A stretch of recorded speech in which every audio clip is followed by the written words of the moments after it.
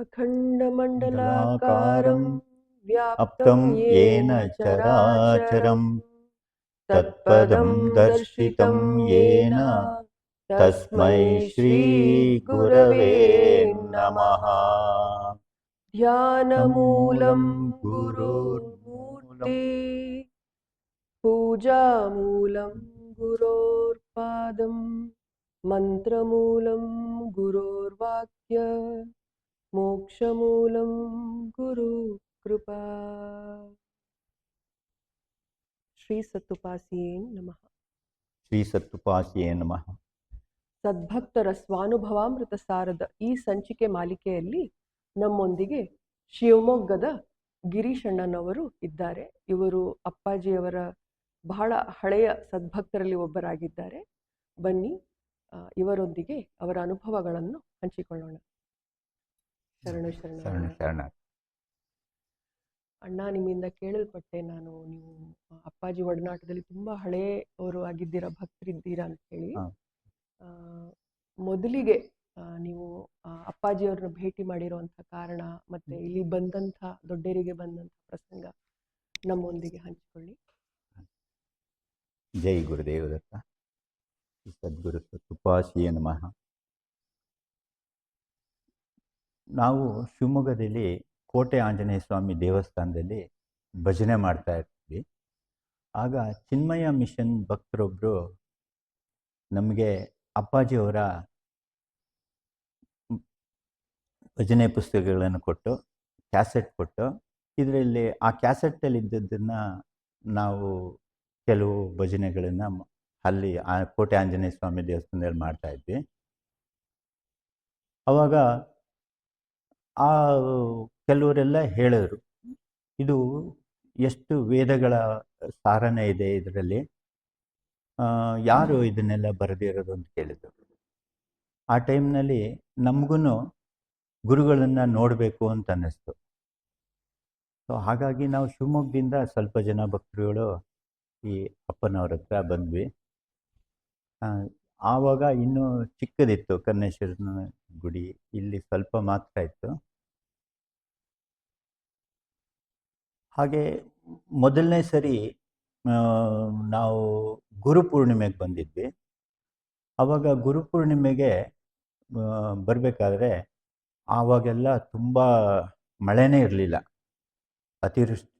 ಅನಾವೃಷ್ಟಿ ಇತ್ತು.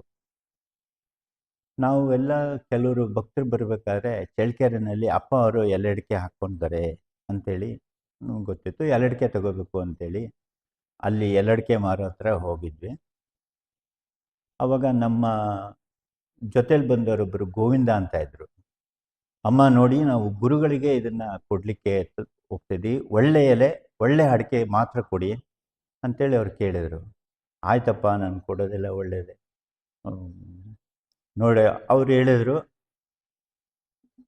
ಈಗ ಬರಗಾಲ ಇದೆ, ಜನಗಳಿಗೆ ಕುಡಿಯೋಕ್ಕೆ ನೀರಿಲ್ಲ, ಮತ್ತು ಕಾಡು ಪ್ರಾಣಿಗಳಿಗೆ ನೀರಿಲ್ಲ, ಅವೆಲ್ಲ ಸಾಯೋಗ್ತದೆ, ದನ ಕರುಗಳಿಗೆ ನೀರಿಲ್ಲ. ಅದಕ್ಕೆ ನೀವು ಗುರುಗಳಿಗೆ ಪ್ರಾರ್ಥನೆ ಮಾಡಿಕೊಂಡು ಒಳ್ಳೆ ಭಕ್ತಿಯಿಂದ ಈ ಎಲೆ ಅಡಿಕೆ ಕೊಡಿ ಅಂಥೇಳಿ ಅವ್ರು ಕೇಳಿದರು. ನೀವು ಎಲೆ ಅಡಿಕೆ ಕೊಟ್ಟರೆ ಇವತ್ತು ಗ್ಯಾರಂಟಿ ಮಳೆ ಬರುತ್ತೆ ಅಂದರು. ಇದನ್ನು ಯಾರು ಹೇಳಿದ್ರು ಅಣ್ಣ? ಅವರು ಗೋವಿಂದ ಅಂತೇಳಿ, ಅವರು ಭಜನೆ ಅವರೇ, ಅವರು ಗೋವಿಂದ ಅಂತೇಳಿ ಅವರು ಹೇಳಿದರು. ಅವ್ರು ಎಲೆಡಿಕೆ ಮಾರೋರಿಗೆ ಹೇಳಿದರು, ನೀವು ಗುರುಗಳಿಗೆ ಭಕ್ತಿಯಿಂದ ನೀವೂ ಕೊಡಿ, ಆ ಭಕ್ತಿಯಿಂದ ಕೊಟ್ಟರೆ ನೋಡಿ ಎಷ್ಟು ಬಿಸಿಲಿದೆ, ಈ ದನ ಕರುಗಳಿಗೆ ನೀರಿಲ್ಲ, ಜನಗಳಿಗೆ ಕುಡಿಯಕ್ಕೆ ನೀರಿಲ್ಲ, ನೀವು ಕೊಟ್ಟರೆ ಗುರುಗಳು ಮಳೆ ಬರೆಸ್ತಾರೆ ಅಂತಂದರು. ನನಗೆ ಆಮೇಲೆ ಮತ್ತೆ ನಾವು ವೆಹಿಕಲ್ನಲ್ಲಿ ಕೂತ್ಕೊಂಡಾಗ ಅವ್ರಿಗೆ ಕೇಳಿದೆ, ಗೋವಿಂದ ಯಾಕೆ ಹೇಳಿದ್ರಿ ಹಾಗೆ, ಸುಮ್ಮನೆ ಏನೇನೋ ಹೇಳ್ಬಿಟ್ರಲ್ಲ, ಈ ಬಿಸಿಲಿಂಗ್ ಹೊಡಿತಿದೆ, ಹೆಂಗೆ ಬರುತ್ತೆ ಮಳೆ ಅಂತ. ಆಮೇಲೆ ಅವರು ಹೇಳಿದರು, ನೋಡು, ಬರಲಿಲ್ಲ ಅಂದರೆ ಅವರಿಗೆ ಎಲೆ ಅಡಿಕೆ ಮಾರಿಗೂ ಹೇಳಿದರು, ಇವತ್ತು ಮಳೆ ನೀವು ಭಕ್ತಿಯಿಂದ ಕೊಟ್ಟು, ನಾವು ಭಕ್ತಿಯಿಂದ ಅದನ್ನು ತಗೊಂಡೋಗಿ ಗುರುಗಳಿಗೆ ಕೊಟ್ಟು ಮಳೆ ಬರಲಿ ಅಂತ ಕೇಳ್ಕೊತೀವಿ, ಬರಲಿಲ್ಲ ಅಂದರೆ ನೋಡಮ್ಮ ಹಿಂಗೆ ಬರ್ತೀವಿ ನಾವು, ನಮಗೆ ಕಲ್ ತಗೊಂಡು ಹೊಡೀರಿ ಬೇಕಾದ್ರೆ ನೀವು, ಗುರುಗಳು ಮಳೆ ಸುರಿಸ್ತಾರೆ ಅನ್ನೋ ಖಡಾಖಂಡಿತವಾಗಿ ಹೇಳಿದರು ಅವರು. ಇದು ಅಷ್ಟು ನೀವು ಭಕ್ತಿಯಿಂದ ಮೊದಲನೇ ಸರ್ತಿ ಅಪ್ಪನಲ್ಲಿ ಹಾ ನಡೆದಿರುವಂತ ಪ್ರಸಂಗ. ನಡೆದಿರೋ ಸತ್ಸಂಗ. ಸೊ ಇವರು ಗೋವಿಂದಣ್ಣ ಅನ್ನೋರು ಗೋವಿಂದಣ್ಣವರು ಆ, ಹೇಳಿದ್ರು ಹೀಗೆ. ಓ, ಅವಾಗ ನಾನು ಅವ್ರಿಗೆ ಪ್ರಶ್ನೆ ಮಾಡಿದೆ, ಯಾಕೆ ಆ ಥರ ಹೇಳಿದ್ರಿ, ಕಲ್ ತಗೊಂಡು ಹೊಡೀರಿ ಅಂತೆಲ್ಲ ಹೇಳಿದ್ರಿ, ಮಳೆ ಅವರು ಇಲ್ಲ ನಾವು ಗುರು ಹತ್ರ ಕೇಳ್ಕೊಳ್ಳೋಣ, ನಮ್ಗೆ ಯಾಕೆ ಅಂದರೆ ಕಲ್ ತಗೊಂಡು ಹೊಡೆದ್ರೂ ಪರವಾಗಿಲ್ಲ, ಗುರುಗಳು ಮಳೆ ಸುರಿಸ್ತಾರೆ ನೋಡ್ಬೇಕಾದ್ರೆ ಅಂತೇಳಿ ಅವ್ರು ಒಂಥರ ಚಾಲೆಂಜಿಂಗ್ ಆಗಿ ಹೇಳಿದ್ರು. ಅವ್ರು ಬಂದ್ವಿ, ಯಾವ ಮಳೆ ಮುನ್ಸೂಚನೆನೇ ಇಲ್ಲ. ಸಂಜೆ ಬಂದ ಈ ಸಾಧು ಸಂತರಿಗಳಿಗೆಲ್ಲ ಪೂಜೆ ಎಲ್ಲ ಆಯಿತು, ಪ್ರಸಾದ ವಿನಿಯೋಗಕ್ಕೆ ಕೂತ್ಕೊಂಡಿದ್ವಿ, ಮಳೆ ಮೋಡನೇ ಇರಲಿಲ್ಲ. ಈ ಪ್ರಸಾದನ ಇನ್ನೇನು ಬಡಿಸ್ಬೇಕು ಆ ಟೈಮ್ನಲ್ಲಿ ಇದ್ದಕ್ಕಿದ್ದಾಗೆ ಮಳೆ ಜೋರಾಗಿ ಶುರು ಆಯಿತು. ಇಡೀ ರಾತ್ರಿ ಮಳೆ ಬಂತು. ಇಲ್ಲಿಗಲ್ದೆ ತುಂಬ ಕಡೆಗೆ ಮಳೆ ಆಯಿತು, ಸುತ್ತಮುತ್ತಲ ಕಡೆನೂ ಮಳೆ ಆಯಿತು. ನಮಗೆ ಅವಾಗ ಅವ್ರು ಹೇಳಿದ್ದು ಮಾತು ತುಂಬನೇ ಇದಾಗ್ಬಿಡ್ತು. ಹೌದಲ್ಲ, ಗುರು ನಂಬಿದರೆ ಏನು ಬೇಕಾದರೂ ಮಾಡ್ತಾರೆ. ಹಾಗಾಗಿ ಅವತ್ತಿಂದನೇ ಗುರು ಬಗ್ಗೆ ನನಗೆ ತುಂಬ ನಂಬಿಕೆ ಬಂತು. ಮತ್ತು ಆವಾಗಿಂದ ನಮಗೆ ಗುರು ಹತ್ರ ಬರೋದು, ಒಂದಿನ ಇರೋದು, ಹೊಡೋಗೋದು, ಮತ್ತೆ ಒಂದು 3-4 ದಿನ ಆದ ತಕ್ಷಣ ಮತ್ತೆ ನೋಡಬೇಕು ಅನ್ನಿಸ್ತಿತ್ತು. ಹಾಗೇ ಬರ್ತಾ ಇದ್ವಿ, ಹೋಗ್ತಾ ಇದ್ವಿ. ನೆಕ್ಸ್ಟು ಅಲ್ಲಿ ಶಿವಮೊಗ್ಗದಲ್ಲಿ ಆಶ್ರಮ ಕಟ್ಟಬೇಕು, ಒಂದು ಭಜನಾ ಮಂದಿರ ಮಾಡಬೇಕು ಚಿಕ್ಕದಾಗಿ ಅಂತೇಳಿ ಇದು ಮಾಡಿದ್ವಿ. ಅವಾಗ ನಮ್ಮಲ್ಲಿ ರಾಧಾಕೃಷ್ಣ, ಬಸವರಾಜು ಮತ್ತು ರಮೇಶ್ ಇವರೆಲ್ಲ ಸೇರಿಕೊಂಡು ಒಂದು ಮಾಡೋಣ ಚಿಕ್ಕದಾಗಿ ಭಜನಾ ಮಂದಿರ ಅಂತೇಳಿ ಅದು ಮಾಡಿದ್ವಿ. ಅಪ್ಪ ಅವ್ರ ಹತ್ರ ಕೇಳಿದಾಗ ಆಯಿತು ಮಾಡಿ ಅಂತ ಹೇಳಿದರು. ಅವಾಗ ಅಪ್ಪನವರು ಆಯಿತು ನಡಿ, ಎಲ್ಲ ಆಗುತ್ತಪ್ಪ ಅಂಥೇಳಿ ಅದನ್ನೆಲ್ಲ ಶುರು ಮಾಡಿದ್ರು. ಮತ್ತು ಹೀಗೆ ಬರ್ತಾ ಇರಬೇಕಾದ್ರೆ ನಮಗೆ ಅಪ್ಪನವರು ಈ ನಮಗೆ ಮೊದಲೆಲ್ಲ ಗುರು ಅನ್ನೋದು ಗೊತ್ತಿಲ್ಲ, ಅಷ್ಟಾಗಿ ಅನುಭವ ಇಲ್ಲ, ಮತ್ತು ಗುರುವಾಕ್ಯ ಪಾಲನೆ ಅನ್ನೋದೆಲ್ಲ ಗೊತ್ತಿರಲಿಲ್ಲ. ಸೊ ಒಂದು ಸರಿ ಹೀಗೆ ಬಂದ್ವಿ. ಅಪ್ಪ ಅವರು ಗುರುವಾಕ್ಯ ಪಾಲನೆ ಬಗ್ಗೆ ಹಿಂದಿನ ದಿನ ರಾತ್ರಿ ನಮಗೆಲ್ಲ ಹೇಳಿದ್ರು. ಹಿಂಗೆ ಗುರು ಏನು ಹೇಳ್ತಾನೆ ಅದನ್ನು ಕೇಳ್ಕೊಂಡು ಹೋಗ್ಬಿಟ್ರೆ ಶಿಷ್ಯರು ಉದ್ಧಾರ ಆಗ್ತಾರೆ, ಆದರೆ ಕೇಳೋದಿಲ್ಲ ಅಂಥೇಳಿ ಅವರೊಂದು ಇದನ್ನು ಹೇಳಿದರು. ಇಲ್ಲಿ ಖ್ಯಾತಪ್ಪ ಅಂತಿದ್ರು, ಅವ್ರು ಖ್ಯಾತಪ್ಪ ಅನ್ನೋರು ಇವಾಗ ದೈವಾಧೀನರಾಗಿದ್ದಾರೆ, ಇಲ್ಲ. ಅವ್ರ ಬಗ್ಗೆ ಹೇಳಿದರು, ಅವ್ರು ಹೇಗೆ ಗುರುವಾಕ್ಯಗಳನ್ನು ಮೀರಿದ್ರು ಅಂತೇಳಿ. ಅದಕ್ಕೆ ಖ್ಯಾತಪ್ಪ ನೋಡಪ್ಪ ಇಲ್ಲಿಂದ, ಅವಾಗ ಆಶ್ರಮದ ಗೇಟ್ ಅಲ್ಲೇ ಇತ್ತು, ನೋಡು ನಾಳೆ ಇಲ್ಲಿ ಬೊಮ್ಮಸಂದ್ರಕ್ಕೆ ಹೋಗ್ಬಿಟ್ಟು ಈ ವಸ್ತುನ ಇಂಥವರಿಗೆ ಮುಟ್ಟಿಸಿ ಸರನ್ನೋಗಿ ಸರನ್ ಬಂದ್ಬಿಡು, ಸರನ್ನೋಗಿ ಸರನ್ ಬಂದ್ಬಿಡು, ನೀನಲ್ಲಿ ಕಾಯಕ್ಕೆ ಹೋಗ್ಬೇಡ, ಯಾರಿಗೂ ಕಾಯ್ಕೊಂಡು ನಿಂತ್ಕೊಂಡು ಅವ್ರ ಜೊತೆ ಇದು ಮಾಡೋಕ್ಕೆ ಹೋಗ್ಬೇಡ, ಹೋಗಿ ಕೊಟ್ಬಿಟ್ಟು ವಾಪಸ್ ಬಂದ್ಬಿಡು ನೀನು ಅಂತ ಹೇಳಿದರು. ಅವರು ಆಯ್ತಪ್ಪ ನಾನು ಹೋಗಿ ಕೊಟ್ಟು ಸರನ್ ಬಂದ್ಬಿಡ್ತೀನಿ ಅಂಥೇಳಿ ಅವರು ಅಪ್ಪನಿಗೆ ಹೇಳಿಬಿಟ್ಟು ಹೋಗಿದ್ದಾರೆ. ಹೋದವ್ರು ಏನು ಮಾಡಿದ್ರು, ಅವ್ರು ಇನ್ನೇನು ಗೇಟಿಂದ ಹೊರಗಡೆ ಬಂದ ತಕ್ಷಣ ಒಬ್ಬ ಬೈಕ್ನವರು ಅವ್ರ ಪರಿಚಯದವ್ರು ಬಂದಿದ್ದಾರೆ, ಖ್ಯಾತಪ್ಪನ ಪರಿಚಯದವರು. ಬಂದ ತಕ್ಷಣ ಖ್ಯಾತಜ್ಜ ಎಲ್ಲಿ ಹೋಗ್ತೀಯಾ, ಹಿಂಗೆ ಬೊಮ್ಮಸಂದ್ರಕ್ಕೆ ಹೋಗ್ತೀನಿ ಅಂತ. ತಾಳು ನಾನು ಆ ಕಡೆನೇ ಬರ್ತೀನಿ, ನಾನು ಗಾಡೀಲಿ ಬಿಡ್ತೀನಿ ಅಂತಂದ್ರು. ಇವರು ಸರನ್ ಬಾ ಅಂದರೆ ಆ ಗಾಡಿಯನ್ನು ಸ್ವಲ್ಪ ದೂರ ಎಲ್ಲೋ ಹೋಗಿ ಲೇಟಾಗಿ ಬಂದಿಯಾನೆ. ಆಮೇಲೆ ಲೇಟಾಗಿ ಬಂದು ಇವ್ರು ಗಾಡಿ ಕಾಯ್ಕೊಂಡು ಬೊಮ್ಮಸಂದ್ರಕ್ಕೆ ಹೋಗಿದ್ದಾರೆ. ಬೊಮ್ಮಸಂದ್ರಕ್ಕೆ ಹೋಗಿ ಅಲ್ಲಿ ಅವತ್ತು ಈ ಒಂದು ಮಾರಮ್ಮನ ಜಾತ್ರೆ, ಊರಹಬ್ಬ ಅಂತ ಮಾಡ್ತಾರೆ, ಅಲ್ಲಿ ಅವತ್ತು ವಿಶೇಷವಾಗಿ ಎಲ್ಲ ಇದಿರುತ್ತೆ. ಆಮೇಲೆ ನೀನು ಎಲ್ಲಿ ಯಾರ ಮನೆಗೆ ಕೊಡ್ಬೇಕು ಇದನ್ನ ಅಂತೇಳಿ ಆ ಬೈಕ್ನವ್ರು ಕೇಳಿಯಾರ ಅವ್ರಿಗೆ, ಖ್ಯಾತಜ್ಜಗೆ. ನೋಡಿ ಇಂಥವ್ರ ಮನೆಗೆ ಹೋಗಿ ಕೊಡ್ಬೇಕಪ್ಪ ಇದು ಅಂತೇಳಿ. ಸರಿ ನೀನು ಇಲ್ಲೆಲ್ಲ ಯಾರ್ದ ಮನೆಗೆ ಹೋಗ್ಬೇಕು ಅಂತೇಳಿ ಹೋಗು, ನಾನು ಅವ್ರ ಮನೆಗೆ ಕೊಡ್ತೀನಿ, ನಾನೇ ತಲುಪಿಸ್ತೀನಿ ಅಂತೇಳಿ ಅವ್ರು ಇಸ್ಕೊಂಡ್ಯಾರ. ಇವ್ರು ಖ್ಯಾತಪ್ಪ ನೀನು ಹೋಗಿ ಕೊಡಬೇಕು ಅಂತ ಹೇಳಿಯಾರ ಅಪ್ಪ. ಆದರೆ ಆ ಖ್ಯಾತಜ್ಜ ಏನು ಮಾಡಿದ್ದಾರೆ, ಅವ್ರ ಕೈಲಿ ಕೊಟ್ಟು ಕಳಿಸ್ಬಿಟ್ಟಿದ್ದಾರೆ. ಅವ್ರು ಆ ಮನೆಗೂ ಹೋಗಲಿಲ್ಲ, ಮತ್ತು ಅದನ್ನು ಕೊಟ್ಟು ವಾಪಸ್ಸು ಬರಲಿಲ್ಲ. ಅವತ್ತು ಊರಬ್ಬ ಅಂತೇಳಿ ಊಟಕ್ಕೆ ಅಲ್ಲಿ ಹೋಗ್ಬಿಟ್ಟು ಅಲ್ಲೇ ಊಟ ಮಾಡಿಕೊಂಡು ಬೇರೆ ಬೇರೆ ನೆಂಟ್ರ ಮನೆಗೆಲ್ಲ ಹೋಗ್ಬಿಟ್ಟು ಅವತ್ತು ಇಡೀ ದಿನ ವಾಪಸ್ ಹೋಗಲಿಲ್ಲ, ನೈಟ್ ಅಲ್ಲೇ ಉಳ್ಕೊಂಡಿದ್ದಾರೆ. ನೈಟ್ ಅಲ್ಲೇ ಉಳ್ಕೊಂಡು ಮತ್ತೆ ಮಾರದಿನ ಮಧ್ಯಾಹ್ನ ಮೇಲೆ ಬಂದಿದ್ದಾರೆ. ಆವಾಗ ಅಪ್ಪ ಕೇಳಿದ್ರು, ಎಲ್ಲಪ್ಪ ನಿನಗೆ ಸರನ್ ಕೊಟ್ಟು ಸರನ್ ಬಾ ಅಂತ ಹೇಳಿದ್ದೆ, ನೀನು ಎಲ್ಲಿ ಬರಲೇ ಇಲ್ವಲ್ಲ ಅಂತಂತೆ. ಏನಾಯಿತು ಹೇಳು ಅಂತಂದರು.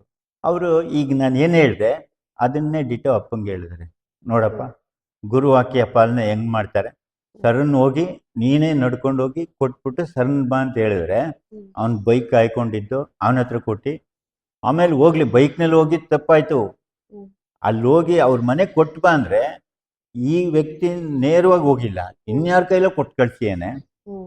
ಇದು ಗುರುವಾಕ್ಯ ಪಾಲನೆ ಹೆಂಗಾಗುತ್ತಪ್ಪ, ಇದೆಲ್ಲ ಗುರುವಾಕ್ಯ ಪಾಲನೆ ಅಂತ ಹೇಳಿದರು. ಆದ್ರೆ ನೆಕ್ಸ್ಟ್ ದಿನ ನಮಗೆ ಪರೀಕ್ಷೆ ಬರುತ್ತೆ ಅಂತ ಗೊತ್ತಿಲ್ಲ. ಇಲ್ಲಿ ಕೊಟ್ಟಿಗೆ ಮಾಡಿಸ್ತಾ ಇದ್ರು. ಅವಾಗ ನಾನು, ಹಲ್ಯಮ್ಮ ಮತ್ತೆ ಇನ್ನೊಂದಷ್ಟು ಜನ ಮಣ್ಣೆಲ್ಲ ಎತ್ತಾಕ್ತಾ ಇದ್ವಿ. ಮಣ್ಣು ಕೊಟ್ಟಿಗೆಗೆ ಒಂದ್ ಕಡೆ ಗುಂಡಿ ಕಾಣಿಸ್ತಾ ಇತ್ತು, ನಾವು ತಗೊಂಡೋಗಿ ಅಲ್ಲಿಗೆ ಹಾಕ್ತಾ ಇದ್ವಿ. ಅಪ್ಪ ಹೇಳಿದ್ರು ಆ ಕಡೆಗೆ ಮಣ್ಣು ಸಾಕು, ಈ ಕಡೆಗೆ ಹಾಕು ಅಂತೇಳಿ. ನಾವೇನ್ ಮಾಡಿದ್ವಿ, ಈ ಕಡೆಗೆ ಹಾಕ್ತಾ ಇದ್ವಿ ಅಪ್ಪ ಹೇಳಿದ ತಕ್ಷಣ. ಅಪ್ಪ ಸ್ವಲ್ಪ ಆ ಕಡೆ ತೀರ್ಕೊಂಡಿದ್ರು. ಅವಾಗ ಇನ್ನೊಂದಪ್ಪ, ನೋಡಪ್ಪ ಅಲ್ಲಿ ಗುಂಡಿ ಕಾಣಿಸ್ತಿಲ್ವ ನಿಮ್ಗೆ, ಆ ಗುಂಡಿಗೆ ಹಾಕ್ರಿ ಅಂದು. ಅಪ್ಪ ಹೇಳಿಯಾರ ಅವಾಗಿನ್ನು, ಅಲ್ಲಿ ಬೇಡ ಸಾಕು ಮಣ್ಣು ಈ ಕಡೆ ಹಾಕು ಅಂತೇಳಿ. ಮತ್ತೆ ತಗೊಂಡೋಗಿ ನಾವು ಅವ್ರು ಹೇಳಿದ್ರು ಅಂತೇಳಿ ಇನ್ಯಾರೇ ಹೇಳಿದ್ರು ಅಂತೇಳಿ ಆ ಕಡೆಗೆ ತಗೊಂಡೋಗಿ ಹಾಕ್ತಾ ಇದ್ವಿ. ಅಪ್ಪ ಹೇಳಿದ್ರು ಕೂಡ ಅಪ್ಪ ಹೇಳಿದ್ರು ನೀವು ಅಲ್ಲ ಅಲ್ಲಿ ನಿಮ್ಗೆ ಒಟ್ಟಿಗೆ ಇರೋರೆಲ್ಲರೂ ಹಾಗೆ ಮಾಡ್ತಾ ಇದ್ರು. ಅವಾಗ ಅಪ್ಪ ಕರೆದು ಹೇಳಿದ್ರು, ಏನಪ್ಪ ರಾತ್ರಿ ಎಲ್ಲ ಕತೆ ಹೇಳಿದೆ ಕ್ಯಾತಪ್ಪಂದು ಗುರುವಾಕ್ಯ ಪಾಲನೆ ಮಾಡೋದು ಅಂತೇಳಿ. ಕ್ಯಾತಪ್ಪಂದು ಆಯ್ತಲ್ಲಪ್ಪ, ನಿಮ್ಗೆ ಇನ್ನು ಈಗ ಹೇಳಿದೀನಿ ಮಣ್ಣಲ್ಲಿ ಹಾಕ್ಬೇಡ, ಆ ಕಡೆ ಹಾಕು ಅಂದ್ರೆ ಆ ಕಡೆ ತಗೊಂಡು ಮತ್ತೆ ಆ ಕಡೆ ಹಾಕ್ತಾ ಇದಿರಲ್ಲ. ನಿಮ್ಗೇನು ದೊಡ್ಡದು ಹೇಳ್ಬೇಕೇನು ಗುರುವಾಕ್ಯ ಅಂದ್ರೆ, ಇವೆಲ್ಲ ಗುರುವಾಕ್ಯ ಅಲ್ಲೇನು. ಅಪ್ಪ ಎಷ್ಟು ನಮ್ಮನ್ನ ಸಣ್ಣದ್ರಲ್ಲೂ ತಿದ್ದುತ್ತಾರೆ, ಹೇಗೆ ಗುರುವಾಕ್ಯ ಪಾಲನೆ ಮಾಡೋದು. ಆದರೆ ಗುರುವಾಕ್ಯ ಪಾಲನೆಯಲ್ಲಿ ನಾವು ತುಂಬ ಜನ ಭಕ್ತರುಗಳು ಎಲ್ಲಿ ಎಡುತ್ತೀವಿ, ನಾವು ಇದನ್ನೆಲ್ಲ ಪಾಲನೆ ಮಾಡೋವಂಥ ವಿಷಯನೇ ಅಲ್ಲ ಅಂತೇಳಿ ಪರಿಗಣಿಸಲ್ಲ ನಾವು. ಹಾಗಾಗಿ ಗುರುವಾಕ್ಯ ಪಾಲನೆ ತುಂಬ ಕಷ್ಟ. ಆದರೆ ನಮ್ಮಂಥವ್ರಿಗೆ ಕಷ್ಟ ಆಗುತ್ತೆ. ಕೆಲವರೆಲ್ಲ ಪಾಲನೆ ಮಾಡ್ತಾರೆ. ಆದ್ರೂ ಯಾರೇ ಆಗಲಿ ನಾವು ಗುರು ಬಂಧುಗಳು ಸ್ವಲ್ಪ ತುಂಬನೇ ಗುರುವಾಕ್ಯ ಪಾಲನೆಯಲ್ಲಿ ತುಂಬ ಎಚ್ಚರ ವಹಿಸ್ಬೇಕು. ಹಾಗೆ ಹೀಗೆ ಮಾಡ್ತಿರ್ಬೇಕಾದ್ರೆ ಒಂದ್ಸಾರಿ ಅಪ್ಪ ದತ್ತನ ದೇವಸ್ಥಾನ ಮುಂದೆನೆ ಗದ್ದೆ ಇತ್ತು ಅವಾಗ. ಇವಾಗಿನಂಗೆ ಔದುಂಬರ ಇದೆಲ್ಲ ಇರಲಿಲ್ಲ. ಸುಮಾರು ಎಷ್ಟನೇ ಇಸ್ವಿ ಇರ್ಬೋದಣ್ಣ? ಯಾವಾಗ 2025 2005 ಇರ್ಬೋದು, 2005ನೇ ಇಸ್ವಿನಲ್ಲಿ ಔದುಂಬರದ ಹತ್ರ ಎಲ್ಲ ಗದ್ದೆ ಇತ್ತು. ಅಪ್ಪ ಧ್ಯಾನಕ್ಕೆ ಕೂರಿಸಿದ್ರು ನಮಗೆ. ನಾವೊಂದು 7-8 ಜನ ಇದ್ವಿ, ಸುಮಾರು 8-9 ಗಂಟೆ ಇರಬೇಕು. ಧ್ಯಾನಕ್ಕೆ ಕೂತ್ಕೊಂಡು ಎಲ್ಲ ಕಣ್ಣು ಮುಚ್ಕೊಂಡು ನೋಡಿ, ಈಗ ನಾವು ಧ್ಯಾನಕ್ಕೆ ಅಂತ ಮಾಡ್ತೀವಿ, ಆ ಕಪ್ಪೆಗಳು ನೋಡಿ, ಕಪ್ಪೆಗಳನ್ನು ಭಗವಂತನ ಸ್ಮರಣೆ ಮಾಡ್ತಾ ಇದ್ದಾವೆ. ಅವಾಗ ಆ ಗದ್ದಲಿನಲ್ಲಿ ತುಂಬ ಕಪ್ಪೆಗಳು ಒಂಥರ ಕರ್ಕಶ ಧ್ವನಿ ಥರನೇ ಇತ್ತದು ನೋಡಿ. ಅದನ್ನೇ ನೀವು ಧ್ಯಾನಕ್ಕೆ ಕೂತ್ಕೊಂಡಾಗ ಅವು ಭಗವಂತನ ಸ್ಮರಣೆ ಮಾಡ್ತಿದ್ವು, ಭಗವಂತನ ಕರೀತಿದ್ದಾವೆ. ಅದನ್ನ ಕೇಳಿಸ್ಕೊಂತ ಹೋಗಿ ಆ ಧ್ವನಿನೇ ಕೇಳಿಸ್ಕೊಂತ ಹಾಗೇ ಕಣ್ಣು ಮುಚ್ಕೊಂಡು ತನ್ಮಯರಾಗಿ ಅಂತ ಹೇಳಿದ್ರು. ಒಂದು 5 ನಿಮಿಷ, ಒಂದು 6-7 ನಿಮಿಷ ಆಗಿರ್ಬೇಕು. ಒಂಥರ ಲೈಟ್ನಿಂಗ್ ಆದಂಗಾಯ್ತು, ಮಿಂಚು ಬಂದಂಗಾಯ್ತು. ಸಡನ್ ಹೆದರಿಕೆಯಿಂದ ಕಣ್ಬಿಟ್ಟೆ. ಬಟ್ ಯಾವುದು ಇದು ಮಿಂಚಿಲ್ಲ, ಗುಡುಗಿಲ್ಲ, ಏನೂ ಇಲ್ಲ. ಅಪ್ಪ ನೋಡಿದ್ರೆ ಈಗ ಸುಮ್ಮನೆ ಕಣ್ಣು ಬಿಟ್ಕೊಂಡು ನನ್ನ ಕಡೆ ದೃಷ್ಟಿ ನೋಡ್ತಾ ಇದ್ರು. ಅವ್ರ ಕಣ್ಣು ಮಾತ್ರ ಕಾಣಿಸ್ತಿತ್ತು, ಇನ್ನು ಉಳ್ದಂಗೆ ಎಲ್ಲ ಕತ್ಲೆ ಇತ್ತು. ಆಮೇಲೆ ಅಪ್ಪನಿಗೆ ಬೆಳಿಗ್ಗೆ ಕೇಳಿದೆ, ಅಪ್ಪ ಈ ಥರ ಆಯಿತು ಅಂತೇಳಿ. ಹೌದಪ್ಪ, ನೀನು ಹೇಳಿದ್ದಿನ ವಾಕ್ಯನ ಅವ್ರ ಧ್ವನಿಗಳನ್ನೇ ತುಂಬ ಆಲಿಸ್ತಾ ಇದ್ದೆ, ನಿನಗೆ ಆ ಅನುಭವ ಆಯಿತು ಅಂತ ಹೇಳಿದರು. ಆಮೇಲೆ ಮೊದಲು ಅಮಿತಾನಂದ ಸ್ವಾಮೀಜಿ ಅಂತೇಳಿ ಕೇರಳದವರು ಸ್ವಾಮೀಜಿ ಇದ್ದರು. ನಾವು ಹೇಗೆ ದಾರಿ, ಈಗ ಗುರುವಾಕ್ಯನ ಬೇರೆ ಬೇರೆ ರೀತಿಲಿ ಅರ್ಥ ಮಾಡ್ಕೊಳ್ತೀವಿ ಅನ್ನೋದನ್ನ. ಹ್ಮ್. ರಾತ್ರಿ ಅಮಿತಾನಂದ ಸ್ವಾಮೀಜಿ, ಇದು ಆ, ಈ ಸಂದರ್ಭ ಆದ್ಮೇಲೆ ನಿಮಗೆ ಅಮಿತಾನಂದ ಸ್ವಾಮೀಜಿ ಅಮಿತಾನಂದ ಸ್ವಾಮೀಜಿ ಅವರು ಅವ್ರನ್ನ ಅವ್ರದ್ದು ಭೇಟಿಯಾಗುವಂತ ಪ್ರಸಂಗ. ಅವರು ಇಲ್ಲೇ ಇದ್ರು. ಹ. ಅವಾಗ ಅಪ್ಪ ಹೇಳ್ತಾ ಇದ್ರು ಹೇಗೆ ಗುರುವಾಕ್ಯನ ಬೇರೆ ಬೇರೆ ರೀತಿಲಿ ತಗೊಳ್ತಾರೆ. ಹ್ಮ್. ಈಗ ಗುರು ಏನು ಹೇಳಿದ್ದಿನ ಹ್ಮ್. ನಾನೊಂದ್ ರೀತಿಲಿ ಅರ್ಥ ಮಾಡ್ಕೊಳ್ತೀನಿ, ನೀವೊಂದ್ ರೀತಿಲಿ ಅರ್ಥ ಹೌದು, ಮಾಡ್ಕೊಳ್ಳಿ, ಖಂಡಿತ. ಅವರೊಂದ್ ರೀತಿಲಿ ಅರ್ಥ ಮಾಡ್ಕೊಳ್ತಾರೆ. ಹ್ಮ್. ಅವಾಗ ಹೇಳಿದರು, ಬೆಳಿಗ್ಗೆ ನಮ್ಮ 4 ಜನದಲ್ಲಿ ಡಿಫ್ರೆಂಟ್ ಆಫ್ ಒಪಿನಿಯನ್ ಚರ್ಚೆ ಮಾಡ್ಕೊತಾ ಇದ್ವಿ. ಹ್ಮ್. ಆಮೇಲೆ ಹೇಗಿದ್ರು ಅಪ್ಪ ಇದಾರಲ್ಲ, ಅಪ್ಪನ್ನೇ ಕೇಳ್ಬಿಡೋಣ ಅಂತಂದ್ರು. ನೋಡಪ್ಪ, ನಿಮ್ಮ 4 ಜನಕ್ಕೂ ಇನ್ನೂ ಹಿಂದಿನ ದಿನ ರಾತ್ರಿ ಹೇಳಿದೀನಿ, ಈಗಾಗಲೇ ಬಂದಿದ್ದೀರಿ. ಈಗ ಅಪ್ಪ ಕೇಳಿದ್ರು ಯಾರ್ಯಾರು ಏನೇನು ಅರ್ಥ ಮಾಡ್ಕೊಂಡಿದ್ದೀರಿ ಈ ಥರ ಅಂದ ತಕ್ಷಣ, ನೋಡಿ ಈಗ ರಾತ್ರಿ ಹೇಳಿದ್ದೀನಿ, ಹೇಳಿದ್ದು ಒಂದೇ, ನಿಮಗೆ ಬೇರೆ ಬೇರೆ ಹೇಳಿಲ್ಲ. ಆದರೆ 4 ಜನ 4 ಥರ ಅರ್ಥ ಮಾಡ್ಕೊಂಡಿದ್ದೀರಾ. ಇನ್ನು ಯಾವ ಪ್ರಸಂಗದ ಬಗ್ಗೆ ಹೇಳ್ತಾ ಇದ್ದೀರಾ? ಅದು ಗುರುನ ವಾಕ್ಯನ ನಾವು ಬೇರೆಯವರು ಬೇರೆ ಬೇರೆ ರೀತಿಲಿ ಅರ್ಥ ಮಾಡ್ಕೊಳ್ತೀವಿ ಅಂತೇಳಿ ಅವ್ರು ಯಾವ್ದೋ ಒಂದು ವಾಕ್ಯ ಹೇಳ್ತಾರೆ. ಅಪ್ಪ ಹೇಳ್ತಾ ಇದಾರೆ, ನಾನು ರಾತ್ರಿನೇ ನಿಮ್ಗೆ ಹೇಳಿದೀನಿ. ಅದೇ ಈ ಗುರು ವಾಕ್ಯ ತುಂಬಾ ತಪ್ಪಾಗಿ ತಿಳ್ಕೊಂತೀರಾ, ಅಂದ್ರೆ ಒಬ್ಬೊಬ್ರು ಒಂದೊಂದ್ ರೀತಿಲಿ ಅರ್ಥೈಸ್ಕೊಂತೀರಾ ಅಂತ ರಾತ್ರಿ ಹೇಳಿದ್ರು.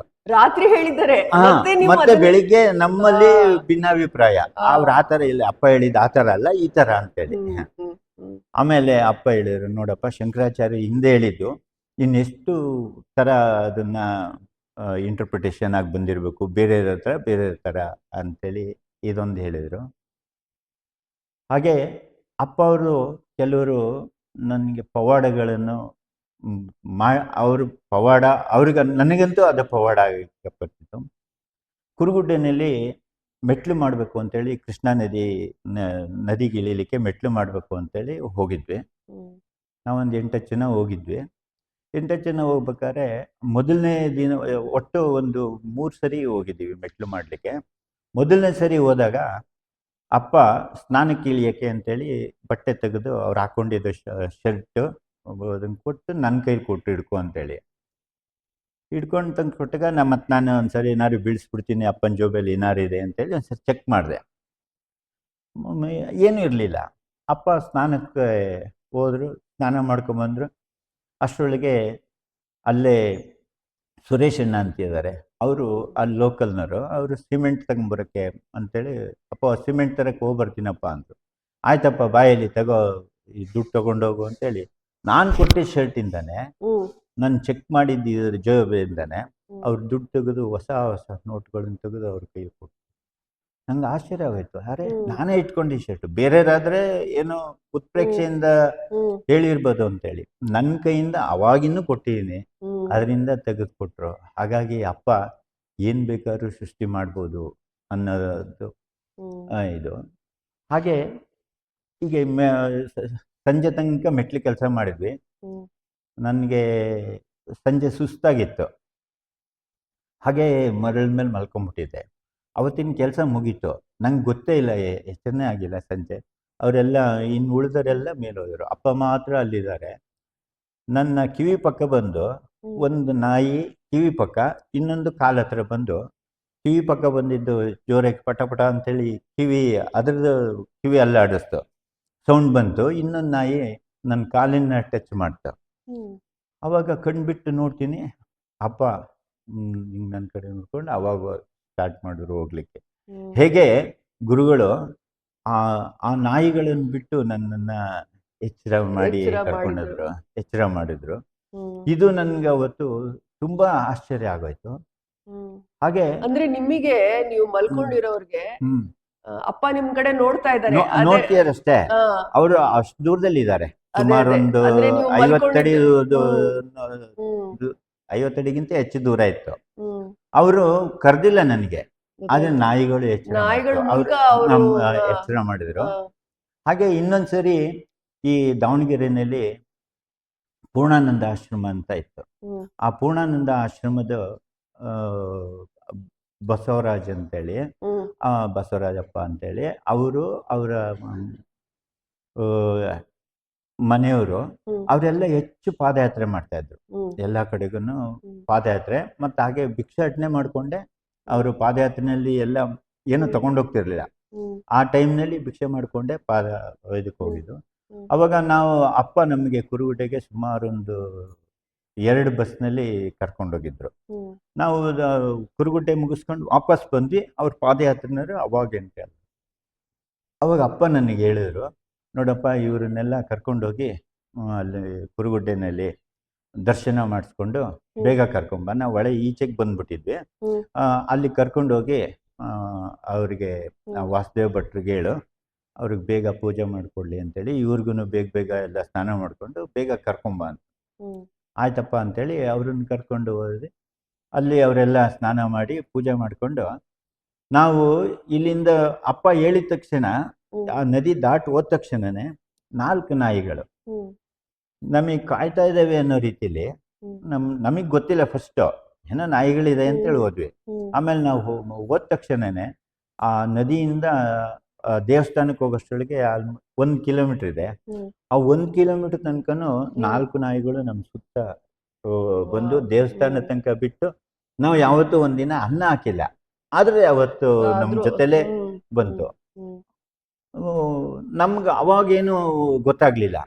ಆದ್ರೆ ವಾಪಸ್ ಬರ್ಬೇಕಾದ್ರೆ ಮತ್ತೆ ಅದೇ 4 ನಾಯಿಗಳು ನಾವು ವಾಪಸ್ ಬೇಕಾದ್ರೆ ಜೊತೆಲಿ ಹಾಗೇನೆ ಬಂದು ನದಿನಲ್ಲಿ ನಾವು ತೆಪ್ಪ ಹತ್ತಿ ಸ್ವಲ್ಪ ಮೂವ್ ಆಗೋ ತನಕ ಹಂಗೇ ಇದ್ವು.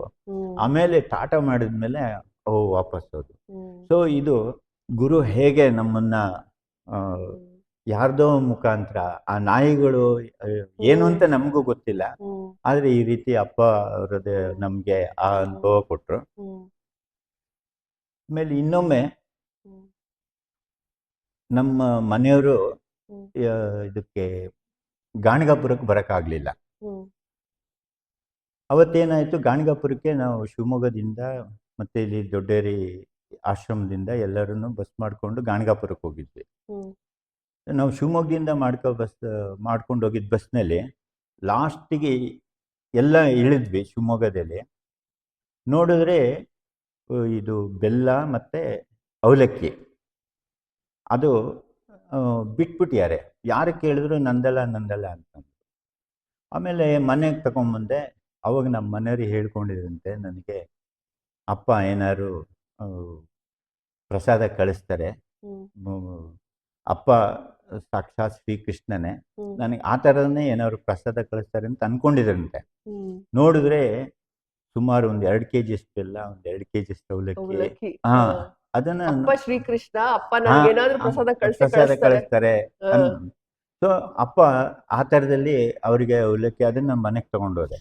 ಆಮೇಲೆ ನಾವು ಮನೇಲಿ ಅದನ್ನೇ ದೇವರಿಗೆ ನೈವೇದ್ಯ ಮಾಡಿ, ಆಮೇಲೆ ಆಶ್ರಮದ್ದು ಅಡಿಪಾಯ ಹಾಕ್ಬೇಕಿತ್ತು. ಅವತ್ತು ಅಪ್ಪ ಶಿವಮೊಗ್ಗಕ್ಕೆ ಬಂದಿದ್ರು.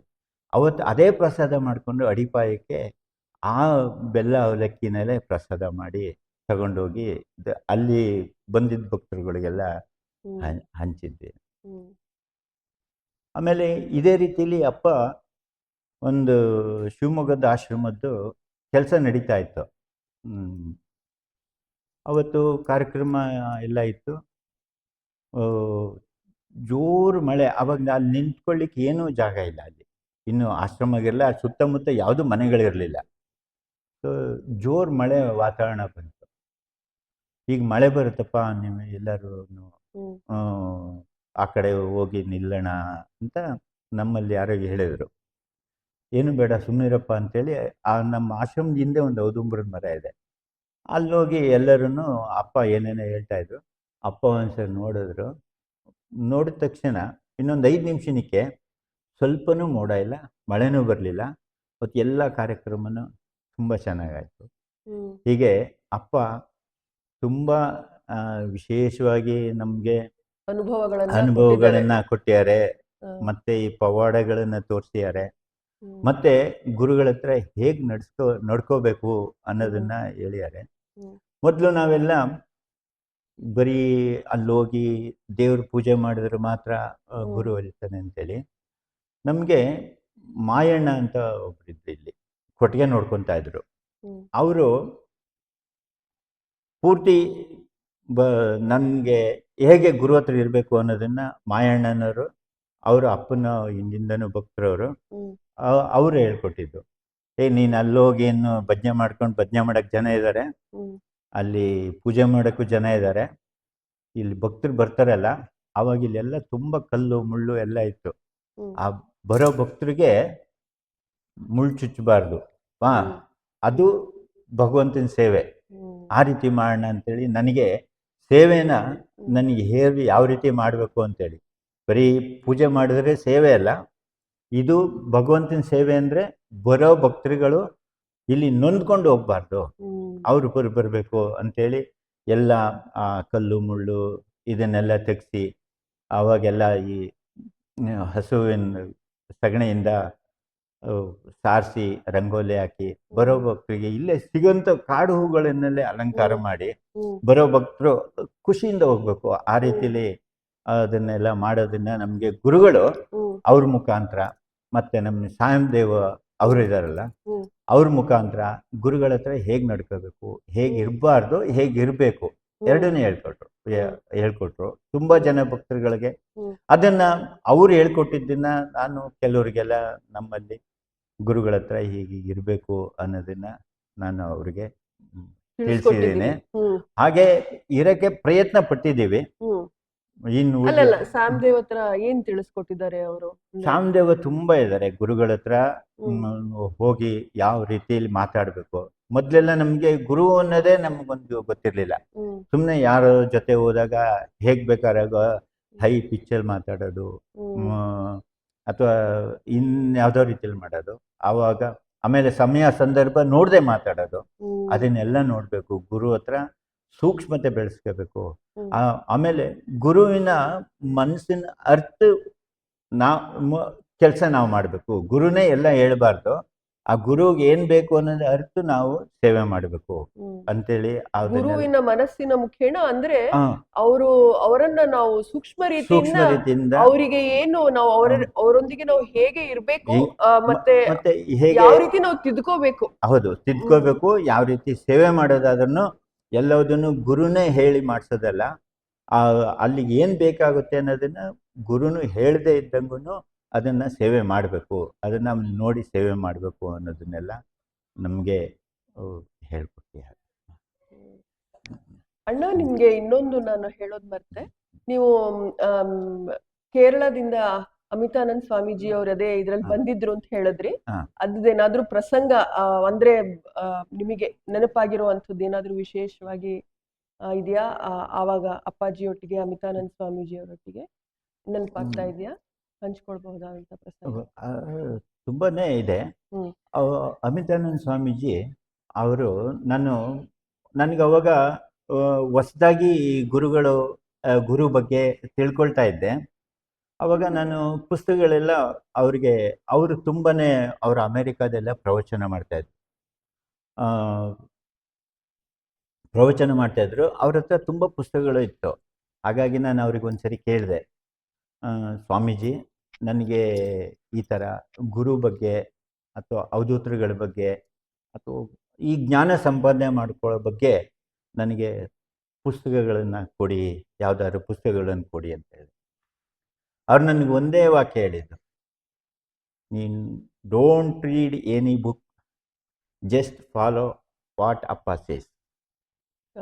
ಅಪ್ಪ ಏನು ಹೇಳ್ತಾರೆ ಅದಷ್ಟು ಕೇಳ್ಕೊಂಬಿಟ್ರೆ ನಿನಗೆ ವಿಶ್ವಕೋಶ ಓದಷ್ಟಾಗುತ್ತೆ ಅಂತೇಳಿ. ನನಗೆ ಅವಾಗ ಅವ್ರು ಹೇಳಿದ್ದು ನನಗೆ ಮೈ ರೋಮಾಂಚನ ಆದ. ಅವರ ಅಪ್ಪನ ಬಗ್ಗೆ ಅವ್ರ ಸ್ವಾಮೀಜಿಗೆ ಎಷ್ಟು ಇದಿತ್ತು ಅಂದರೆ, ನಾನು ಇಲ್ಲಿಗೆ ಬಂದಿರೋದು ನಾನು ಓದೇನು ತಿಳ್ಕೊಂಡು ಅಹಂ ಇದೆಯಲ್ಲ, ನಾನು ತಿಳ್ಕೊಂಡಿದ್ದೀನಿ ಅಂತೇಳಿ ಅದನ್ನು ಬಿಡ್ಲಿಕ್ಕೆ ಇಲ್ಲಿ ಬಂದೀನಿ. ನಾನು ನಿನಗೆ ಸಜೆಸ್ಟ್ ಮಾಡಲ್ಲ, ನೀನು ಬುಕ್ ಓದು ಅಂತೇಳಿ ಅಪ್ಪನ ವಾಕ್ಯ ಮಾತ್ರ ಪಾಲನೆ ಮಾಡು, ಇದಿಷ್ಟೇ ಸಾಕು ನಿನಗೆ. ಅವಾಗ ನೀನು ಮುಕ್ತಿ ಪಥಕ್ಕೆ ಹೋಗ್ತೀಯ. ಅದು ಬಿಟ್ಟು ನೀನು ಏನೇನೋ ತಿಳ್ಕೊಂಡೆ ಮಾಡಿದೆ ಅಂತ ಹೋದರೆ ನೀನು ಬೇರೆ ರೂಟಲ್ಲಿ ಹೊರಟೋಗ್ತೀಯ. ಬೇಡ ಅಂತ ಹೇಳ್ತಿಲ್ಲ ನಾನು, ಇದಿಷ್ಟೇ ಸಾಕು. ಅಪ್ಪ ನಿನ್ನ ಏನೇನೋ ಹೇಳ್ತಾ ಇರ್ತಾರೆ, ಅದಷ್ಟೇ ಫಾಲೋ ಮಾಡು ಅಂತೇಳಿ. ಸೊ ನೀಗ ಆಲ್ರೆಡಿ ಹೇಳಿದ್ದೀನಲ್ಲ, ಈ ಗುರುನ ವಾಕ್ಯನ ಪಾಲನೆ ಮಾಡೋದು ನಾವು ತುಂಬ ಸುಲಭ ಅಂದ್ಕೊಳ್ತೀವಿ, ಆದರೆ ಅಷ್ಟೇ ಕಠಿಣನೂ ಇರ್ತದೆ. ನಾವು ಅದನ್ನ ಫಾಲೋ ಮಾಡೋದು ಅನ್ನೋದನ್ನು ನಮಗೆ ಜ್ಞಾನ ಇರಲ್ಲ. ಇದನ್ನು ಫಾಲೋ ಮಾಡಬೇಕು, ಇದನ್ನು ಮಾಡಬಾರ್ದು ಅನ್ನೋದನ್ನು ಜ್ಞಾನ ಇರಲ್ಲ. ಇಲ್ಲ ಇರಲಿ ಬಿಡು, ಹೇಳಿಯರವರು ಯಾವಾಗಲೂ ಮಾಡಿದ್ರಾಯ್ತು ಅಂತೇಳಿ. ಅದು ಅದು ತಪ್ಪು. ಅದನ್ನ ಹೇಳಿದ ತಕ್ಷಣ ಮಾಡ್ಲಿಕ್ಕೆ ನಾವು ಸಿದ್ಧರಾಗಿರ್ಬೇಕು. ನಾವೇನ್ ಮಾಡ್ತೀವಿ, we take our own time. ಹೌದು, ನಾವು ಅದನ್ನ ನಮ್ಮ ಸಮಯ ಕಾಯ್ತೀವಿ. ನಮ್ಮ ಸಮಯ ಮತ್ತೆ ನಾವು ತಿಳ್ಕೋ ರೀತಿ ನಮ್ಮ ಅದರಲ್ಲಿ ಅನಿಸಿಕೆಗಳನ್ನ ನಾವು ಬೆರೆಸ್ಕೊಳ್ತೀವಿ. ಹೌದೌದು. ನಾವು ಅಪ್ಪ ಹೇಳಿಯಾರೆ ಅದನ್ನ ಮುಗಿಸ್ಬೇಕು ಅಂತ ನಮ್ಮ ಮನಸ್ಸಿನಲ್ಲಿ ಬರಲ್ಲ. ಇರ್ಲಿ ಬಿಡು ಆಮೇಲೆ ಮಾಡೋಣ, ಅಪ್ಪ ಹೇಳಿದ್ದಲ್ಲ ಯಾವಾಗ ಬೇಕಾದ್ರೂ ಮಾಡ್ಬೋದು ಅನ್ನೋ ಒಂದು ನಮ್ಮಲ್ಲಿ ಇತ್ತು. ಆದ್ರೆ ಅಪ್ಪ ಹೇಳಿದ ತಕ್ಷಣ ಅದನ್ನ ಮಾಡಬೇಕು. ಅದಾದ ನಂತರ ನಿಮಗೆ ವೈಯಕ್ತಿಕವಾಗಿ ಇಲ್ಲಿ ಅಲ್ಲದೆ, ಆಶ್ರಮದಲ್ಲಿ ಅಲ್ಲದೆ ವೈಯಕ್ತಿಕವಾಗಿ ಹಾಗೆ ಯಾವತ್ತಾದ್ರೂ ಅಪ್ಪ ಪರೀಕ್ಷೆ ಒಡ್ಡಿದುಂಟಾ ಗುರುವಾಕ್ಯ ಅಂತ ಹೇಳಿ? ಅಯ್ಯೋ, ತುಂಬಾ ಒಡ್ಡಿದ್ದಾರೆ. ಯಾವ್ದಾದ್ರು ಒಂದ್ ಅಥವಾ ಎರಡು ನಿಮಗೆ ಹಂಚ್ಕೊಳ್ಬಹುದಾದಂತದನ್ನ ಹಂಚ್ಕೋಬಹುದು. ಅಪ್ಪ ಮೊದಲು ಡೆಲ್ಲಿಯಿಂದ ಒಬ್ರು ಮ್ಯಾಜಿಸ್ಟ್ರೇಟ್ ಬರ್ತಾ ಇದ್ರು. ಅವರು ವರ್ಷಕ್ಕೆ 2-3 ಸರಿ ಬರ್ತಾ ಇದ್ರು ಅವರು ಡೆಲ್ಲಿಯಿಂದ. ಆ ಮ್ಯಾಜಿಸ್ಟ್ರೇಟ್ ಜೊತೆಗೆ ಒಂದು 2-3 ಫ್ಯಾಮಿಲಿನೂ ಬರ್ತಾ ಇತ್ತು ಡೆಲ್ಲಿಯಿಂದ. ಅವ್ರು ಬರ್ತಿದ್ದಾಗ ಅಪ್ಪ, ನಾನು, ನಮ್ಮ ಮಿಸ್ಸಸ್ಸು ಇದ್ದರು, ಮತ್ತು ಡೆಲ್ಲಿಯಿಂದ ಬಂದಿದ್ರಲ್ಲ ಆ ಮ್ಯಾಜಿಸ್ಟ್ರೇಟ್ ಮಿಸ್ಸಸ್ಸು ಮತ್ತು ಇನ್ನೊಂದು ಫ್ಯಾಮಿಲಿ, ಅಪ್ಪ ಮತ್ತು ಅಮ್ಮ ಇಬ್ಬರು ನಮ್ಗೆ ಹೊಲಕ್ಕೆ ಕರ್ಕೊಂಡೋದ್ರು. ಹೊಲಕ್ಕೆ ಕರ್ಕೊಂಡೋಗಿ ಮೆಣಸಿನ್ಕಾಯಿ ಮತ್ತು ಬೀನ್ಸು, ಬೆಂಡೆಕಾಯಿ, ಈ ಸೋರೆಕಾಯಿ, ಈ ಥರದ್ದೆಲ್ಲ ಫಸ್ಟ್ ಏನು ಹೇಳಿಲ್ಲ ಅವರು, ಎಲ್ಲರಿಗೂ ಕಿತ್ಕೊಟ್ರು. ಆಮೇಲೆ ನಮಗೆ ಇದನ್ನ ಡೆಲ್ಲಿಗೆ ತಗೊಂಡೋಗಿ ಅಂತೇಳಿ ಆ ಮ್ಯಾಜಿಸ್ಟ್ರೇಟ್ ಹತ್ರ ಕೊಟ್ಟರು. ನೀವು ಹೇಳಿದ್ರು, ನೀವು ಇದ್ರಿ? ಆಮೇಲೆ ನನಗೂ ಕೊಟ್ಟರು ಒಂದಷ್ಟು. ಆಮೇಲೆ ನಾವು ತಗೊಂಡೋದ್ವಿ. ನಾನೇನು ಮಾಡಿದೆ, ತಗೊಂಡೋದ್ವಿ. ಅಪ್ಪ ಕೊಟ್ಟಿದ್ದು ಅಂತೇಳಿ ಖುಷಿಯಿಂದ ನಾವು ಸಾರು ಮಾಡ್ಕೊಂಡ್ವಿ, ಅದನ್ನೆಲ್ಲ ಎಂಜಾಯ್ ಮಾಡಿದ್ವಿ.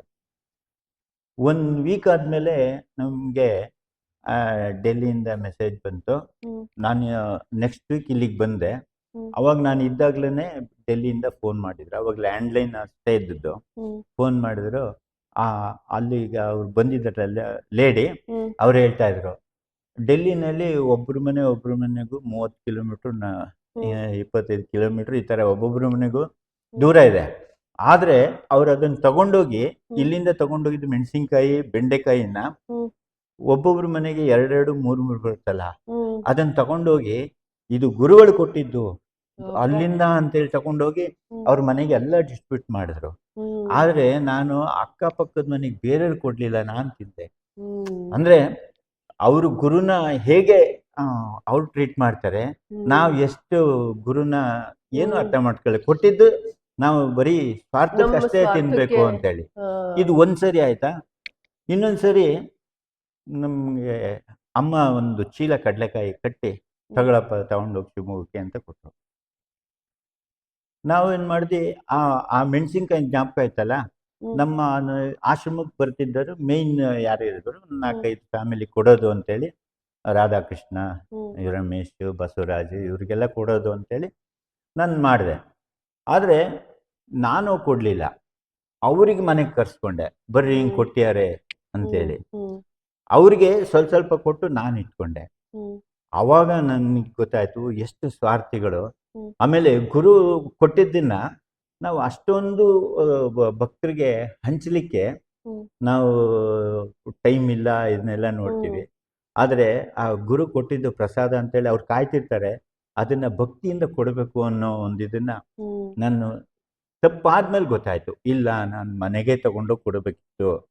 ನನ್ನ ಮನೆಯವರು ಆಮೇಲೆ ಹೇಳಿದ್ರು, ಅವ್ರಿಗೆ ಕರ್ಸ್ಕೊಡೋದಲ್ಲ, ಎಷ್ಟು ದೂರ ಇದೆ. ಅವ್ರು ಡೆಲ್ಲಿಯಿಂದ ಅಲ್ಲಿ ಎಷ್ಟೆಷ್ಟು ದೂರ, 25-30 ಕಿಲೋಮೀಟರ್ ದೂರ ಹೋಗಿ 2 ಮೆಣಸಿನ್ಕಾಯಿ ಕೊಟ್ಟು ಬರ್ತಾರೆ. ಇಲ್ಲಿಂದ ಹೋದ್ರೆ ನಿಂದು 1-2 ಕಿಲೋಮೀಟರ್ 3 ಕಿಲೋಮೀಟರ್ ರೇಡಿಯಸ್ಸಲ್ಲಿ ಇದೆ ಮನೆಗಳು, ಕೊಡೋಕ್ಕಾಗ್ಲಿಂದ. ಅವಾಗ ನಾನು ತಪ್ಪರ್ವಾಯ್ತು. ಸೊ ಹೀಗೆ ತಪ್ಪುಗಳನ್ನ ನಾನು ಹೇಳ್ತಾ ಇದ್ದೇನೆ. ನಾವು ಇದನ್ನ ಇದೆಲ್ಲ ಗುರು ನಮ್ಗೆ ಹೇಗೆ ಕೊಟ್ಟು ಪಾಠ ಕಲಿಸ್ತಾನೆ ಅಂತ ಹೇಳಿ ತಿದ್ದುತ್ತಾ ಬರ್ತಾನೆ. ಯಾಕಂದ್ರೆ ಈಗ ನೀವು ಹೇಳಿದ್ದು ವಾಕ್ಯ ಗುರು ನಾವು ಏನು ನಾವು ಅವ್ರಿಗೇನ್ ಕೊಟ್ಟಿರೋದು ನಾವು ಇತರರಿಗೆ ಹಂಚ್ಬೇಕಾದ್ರೆ ಪ್ರಸಾದ ಅಂತ ಹಂಚೋದ್ರಲ್ಲಿ ಅವರು ಸ್ವೀಕಾರ ಮಾಡೋದು ಭಕ್ತಿಯಿಂದ, ನಾವು ಕೊಡೋದು ಅದೇ ಭಕ್ತಿಯಿಂದ ಕೊಡಬೇಕು. ಅವರುನು ಸಾಕ್ಷಾತ್ ಭಗವಂತನ ಅಂಶಗಳೇ ಅನ್ನೋದನ್ನ ನಾವು ತಿಳ್ಕೋಬೇಕು. ನಮ್ದೇನು ಅಂದ್ರೆ ಕೆಲವೆಲ್ಲ ನಮ್ದು ದ್ವೇಷಗಳು. ಈಗ ಒಂದ್ ಕಡೆ ಇದ್ದಾಗ ಅವ್ರೇನೋ ಮಾತಾಡಿದ್ರು, ಅದಕ್ಕೆ ನಮಗ್ ದ್ವೇಷ, ಅದಕ್ಕೆ ನಾನು ಯಾಕೆ ಅವ್ರ ಮನೆ ಹತ್ರ ಹೋಗ್ಬೇಕು? ಇವೆಲ್ಲ ನಮ್ಮಲ್ಲಿ ತುಂಬಾ ಇತ್ತು, ಮದ ಮತ್ಸರ ಎಲ್ಲ ಇತ್ತು. ಅಪ್ಪ ಈ ಮುಖಾಂತರ ಈ ತರದ್ದು ಮೆಣಸಿನ್ಕಾಯಿ ಕೊಡೋದಾಗ್ಲಿ, ಕಡ್ಲೆಕಾಯಿ ಕೊಡೋದಾಗ್ಲಿ, ಈ ತರದ್ರಲ್ಲಿ ನಮ್ಮನ್ನ ತಪ್ಪನ್ನ ಇದ್ ಮಾಡ್ಕೊಂಡು ಇವತ್ತಿನ ದಿನಕ್ಕೆ ಆ ದ್ವೇಷ, ಮದ ಮತ್ಸರ ಸುಮಾರಷ್ಟು ಕಡಿಮೆ ಇದೆ. ಪೂರ್ತಿ ಹೋಗಿದೆ ಅಂತ ಹೇಳ್ತಿಲ್ಲ ನಾನು, ಅಂದ್ರೆ ಗೊತ್ತಾಗ್ತಾ ಹೋಗುತ್ತೆ. ಮೊದ್ಲು ನಮಗ್ ನಾನು ಏನ್ ತಪ್ಪು ಮಾಡ್ತಿದ್ದೆ, ನನ್ನ ಹತ್ರ ಆ ಕೋಪ ಇದೆಯಾ, ಮೋಹ ಇದೆಯಾ, ಮದ ಇದೆಯಾ, ಮತ್ಸರ ಇದೆಯಾ ಅಂತ ಗೊತ್ತೇ ಆಗ್ತಿರ್ಲಿಲ್ಲ. ಈಗ ಅಪ್ಪ ಅದನ್ನ ಒಂದೊಂದಾಗಿ ಅರಿವಾಗಂಗ್ ಮಾಡಿದಾರೆ ನಮ್ಗೆ. ಮೊದ್ಲು ನಾವ್ ಏನ್ ಮಾಡಿದ್ರು ನಂದೇನೂ ತಪ್ಪಿಲ್ಲ ಅಂತ ಹೇಳ್ತೀನಿ. ಅದ್ರ ಬಗ್ಗೆ ಒಂದ್ಸರಿ ಹೇಳ್ತೀನಿ. ಹೀಗೆ ನಮ್ಮಲ್ಲಿ ಅಕಸ್ಮಾತ್ ಪರ್ಸನಲ್ ಆಗಿದ್ರು ಅಪ್ಪನ ಹತ್ರ ಕ್ಷಮೆಗೆ ಹೇಳ್ತೀನಿ, ಆದ್ರೆ ಇದು ಬೇರೆ ಎಲ್ಲ ಭಕ್ತರಿಗೂ ಸಹಾಯ ಆಗ್ಬೋದು ಅಂತ ಹೇಳ್ತೀನಿ. ನಮ್ಮ ಈಗ ಒಂದ್ ಕಡೆ ಇದ್ದಾಗ ಸಹಜವಾಗಿ ಡಿಫ್ರೆನ್ಸ್ ಆಫ್ ಒಪಿನಿಯನ್ ಬಂದೇ ಬರ್ತದೆ. ಹಾಗೆ ನಮ್ಮಲ್ಲೂ ಕೆಲವು ಭಿನ್ನಾಭಿಪ್ರಾಯ ಇತ್ತು. ಅವಾಗ ಇಲ್ಲಿ ಆ ಒಂದು ಕಾರ್ಯಕ್ರಮ ನಡೀತಿತ್ತು ದೊಡ್ಡೇರಿ ಆಶ್ರಮದಲ್ಲಿ. ಆ ದೊಡ್ಡೇರಿ ಆಶ್ರಮದಲ್ಲಿ ಕಾರ್ಯಕ್ರಮ ನಡೀತಿರ್ಬೇಕಾದ್ರೆ ಅಪ್ಪ ಈ ದ್ವೇಷಗಳೆಲ್ಲ ಬಿಟ್ಬಿಡ್ರಪ್ಪ, ಅಸೂಯೆ, ದ್ವೇಷ, ಈ ಮೋಹ ಮಮಕಾರ ಎಲ್ಲ ಬಿಟ್ಬಿಟ್ಟು ಎಲ್ಲರನ್ನೂ ಪ್ರೀತಿಯಿಂದ ಕಾಣೋದನ್ನ ಕಲೀರಿ. ಅವಾಗ ನಾನು ಹೇಳಿದೆ, ಅಪ್ಪ ನಾವೆಲ್ಲ ಪ್ರೀತಿಯಿಂದ ಕಾಣ್ತೀವಪ್ಪ, ಬಟ್ ನಮ್ಮನ್ನ ಎದುರುಗಡೆಯವರು ಆ ರೀತಿಯಲ್ಲಿ ನೋಡ್ಬೇಕಲ್ಲಪ್ಪ. ಯಾರ್ದು ಹೆಸರು ಹೇಳಿಲ್ಲ, ಆದ್ರೆ ಅವ್ರು ನಮ್ಮನ್ನ ಆ ತರ ನೋಡಲ್ಲ, ನಮ್ಮನ್ನ ದ್ವೇಷ ಮಾಡ್ತಾರೆ. ಆಗ ನಾವು ದ್ವೇಷ ಮಾಡಿದಾಗ ನಾವು ದ್ವೇಷಕ್ಕೆ ದ್ವೇಷತಾನೆ ಮಾಡ್ಬೇಕು, ಪ್ರೀತಿ ಹೆಂಗ್ ಕೊಡಕ್ಕಾಗತ್ತೆ? ನೀವು ಅಪ್ಪನ ಹತ್ರ ಹೇಳಿದೆ. ಅವಾಗ ತುಂಬಾ ಜನ ಇದ್ರು ಬೆಂಗಳೂರಿಂದ ಎಲ್ಲ. ಅವತ್ತೇನೋ ದೊಡ್ಡ ಕಾರ್ಯಕ್ರಮ ಆಯ್ತು. ಹಿಂಗೆ ಕೂತ್ಕೊಂಡು ಫಸ್ಟ್ ದತ್ತನ್ ಮುಂದೆ ಅಪ್ಪ ಹೇಳಿದ್ರು, ದ್ವೇಷಕ್ಕೆ ದ್ವೇಷ ಅಲ್ಲ, ಪ್ರೀತಿಯಿಂದ ಕಾಣೋದನ್ನ ಕಲಿ ಅಂತ ಹೇಳಿದ್ರು. ಆದ್ರೆ ನಮ್ದು ಆ ದ್ವೇಷ ನಮ್ಮಲ್ಲಿ ಎಷ್ಟು ತುಂಬಿಕೊಂಡಿತ್ತು ಅಂದ್ರೆ, ಗುರು ಹೇಳಿದ್ರು ಕೇಳಕ್ ರೆಡಿ ಇಲ್ಲ. ಇಲ್ಲಪ್ಪ ಅವ್ರ ದ್ವೇಷ ಮಾಡಿದಾಗ ನಾವೇ ಅವ್ರಿಗೆ ಪ್ರೀತಿ ತೋರ್ಸಕ್ಕಾಗತ್ತೆ?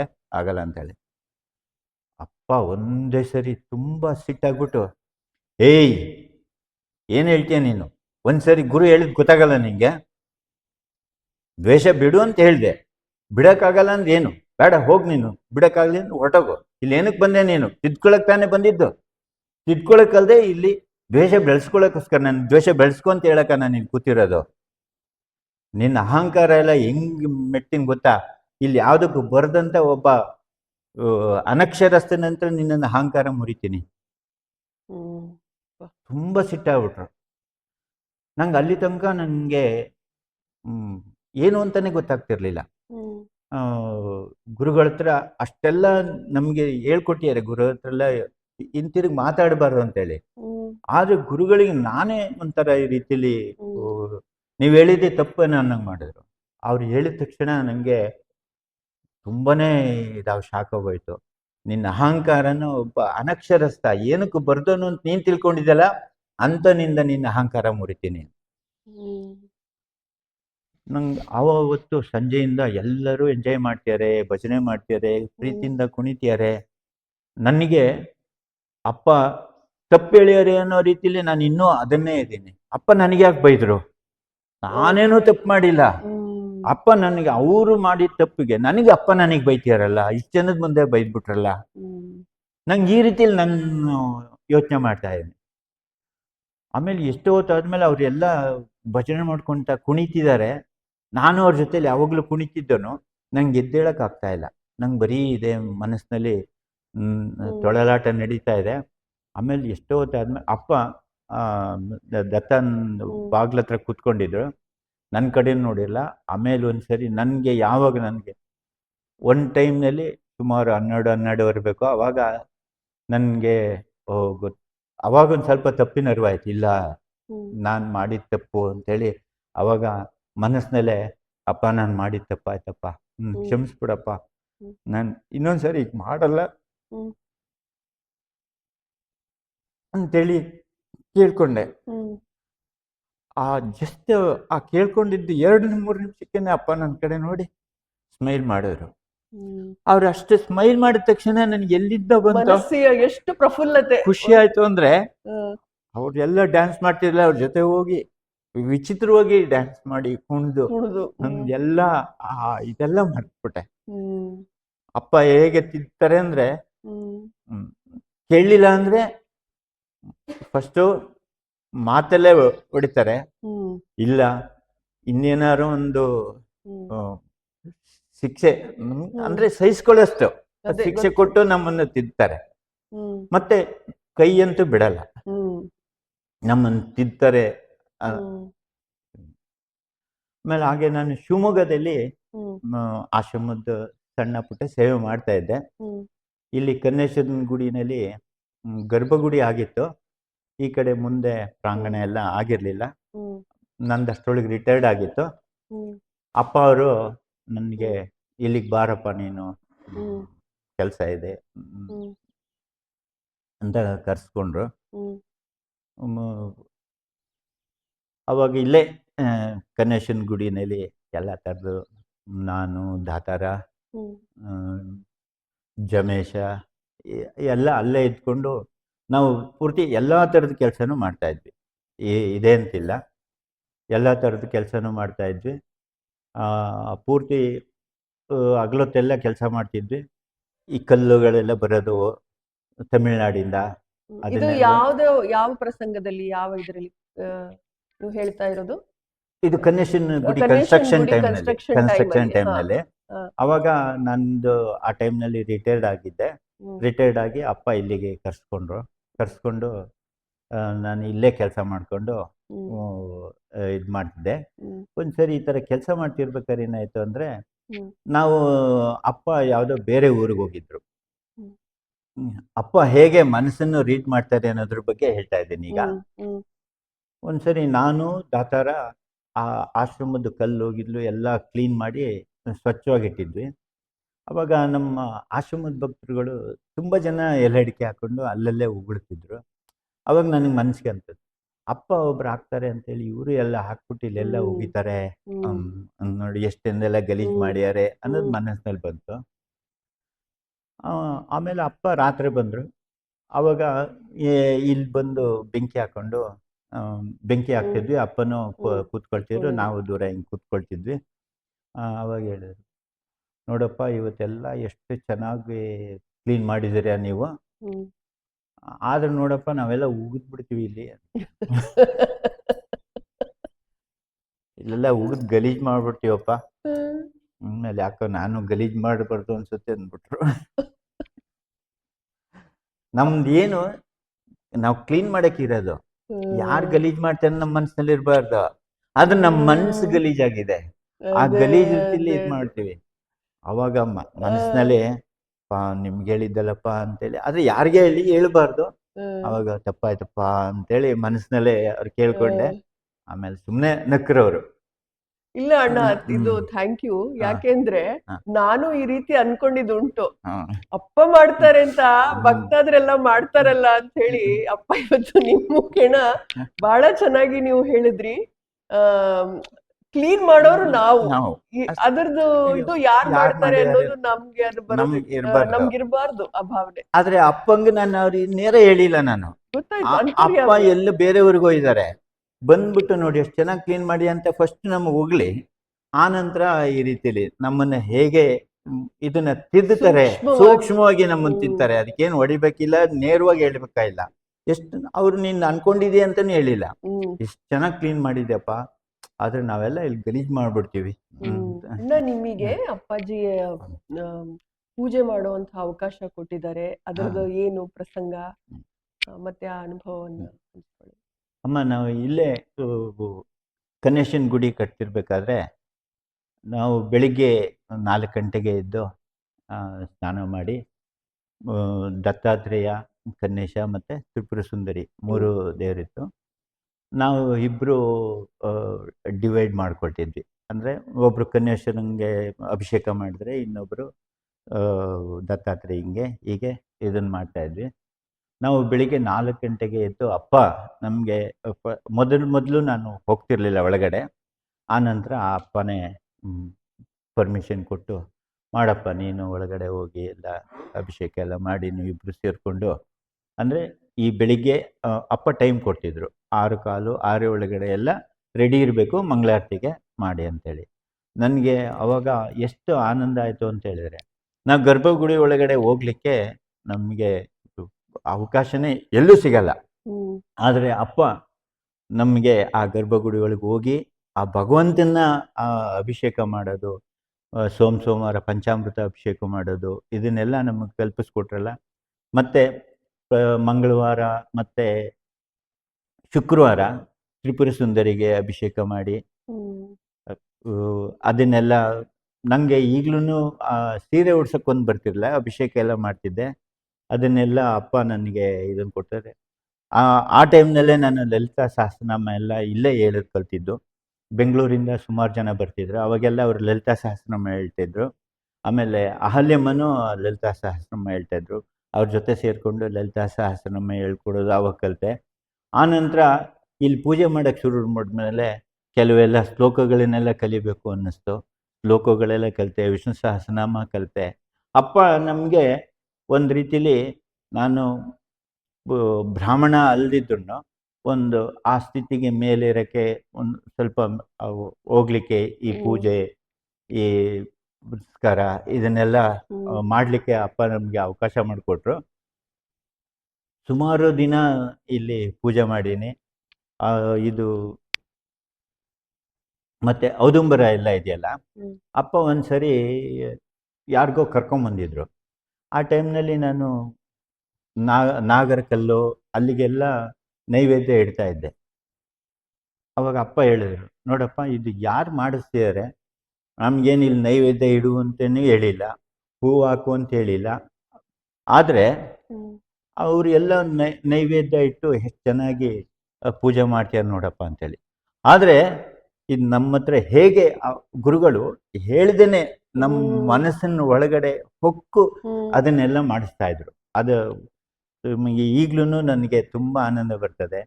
ಒಂದೊಂದು ಇಲ್ಲಿ ಕಲ್ಯಾಣಿ ಕಟ್ಟಬೇಕಾದ್ರೂ ಅಷ್ಟೇ, ಒಂದೊಂದು ಮೆಟ್ಲಿಗೂ ಅಪ್ಪ ಅಲ್ಲೇ ನಿಂತು ಅವ್ರು ಎಷ್ಟು ಶ್ರದ್ಧೆ, ಅಪ್ಪ ಯಾವುದೇ ಒಂದು ಕೆಲಸದಲ್ಲೂ ತನ್ಮಯರಾಗ್ತಾರೆ. ಅಂದರೆ ಒಂದು ಸಣ್ಣ ತಪ್ಪನ್ನು ಅವರು ಇದು ಮಾಡ್ಕೊಳ್ಳಲ್ಲ.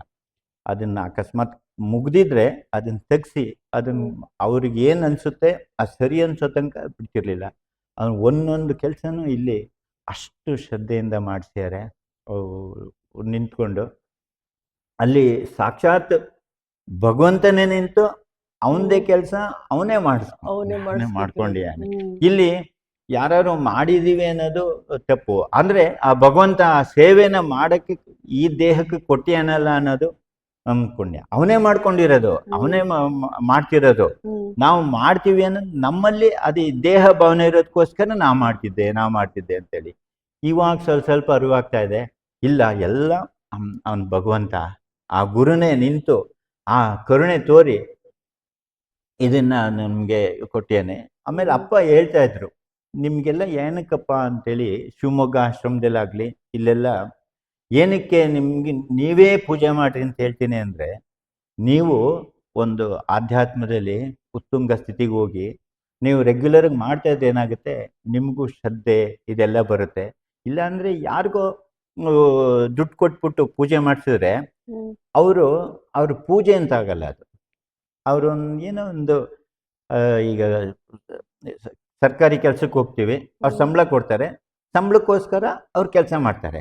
ಆ ಥರ ಇಲ್ಲಿ ಭಗವಂತನ ಪೂಜೆ ಅಂತಂದರೆ ಮನಸ್ಸು, ಬುದ್ಧಿ, ಚಿತ್ತ ಎಲ್ಲದನ್ನು ಅದರಲ್ಲಿ ಸೇರಿಸಿ ತುಂಬ ಎಲ್ಲ ನಾನು ಅನ್ನೋ ಅಹಂಕಾರ ಬಿಟ್ಟು ಆ ಭಗವಂತ ನಾನು ಇಬ್ಬರೇ ಇದ್ದೀವಿ ಅನ್ನೋ ರೀತಿಯಲ್ಲಿ ಅದನ್ನು ನೀವು ಹೋಗಬೇಕು ಅನ್ನೋದನ್ನು ಅಪ್ಪ ಹೇಳಿ, ಆ ದೇವ್ರ ಪೂಜೆ ಮಾಡಬೇಕು, ಹೇಗೆ ಮಾಡಬೇಕು, ಅಲ್ಲಿ ಅಹಂಕಾರ ಎಲ್ಲ ಬಿಟ್ಟು ಮಾಡಬೇಕು ಅನ್ನೋದನ್ನೆಲ್ಲ ನಮಗೆ ಸೂಕ್ಷ್ಮವಾಗಿ ತಿಳಿಸಿದ್ರು.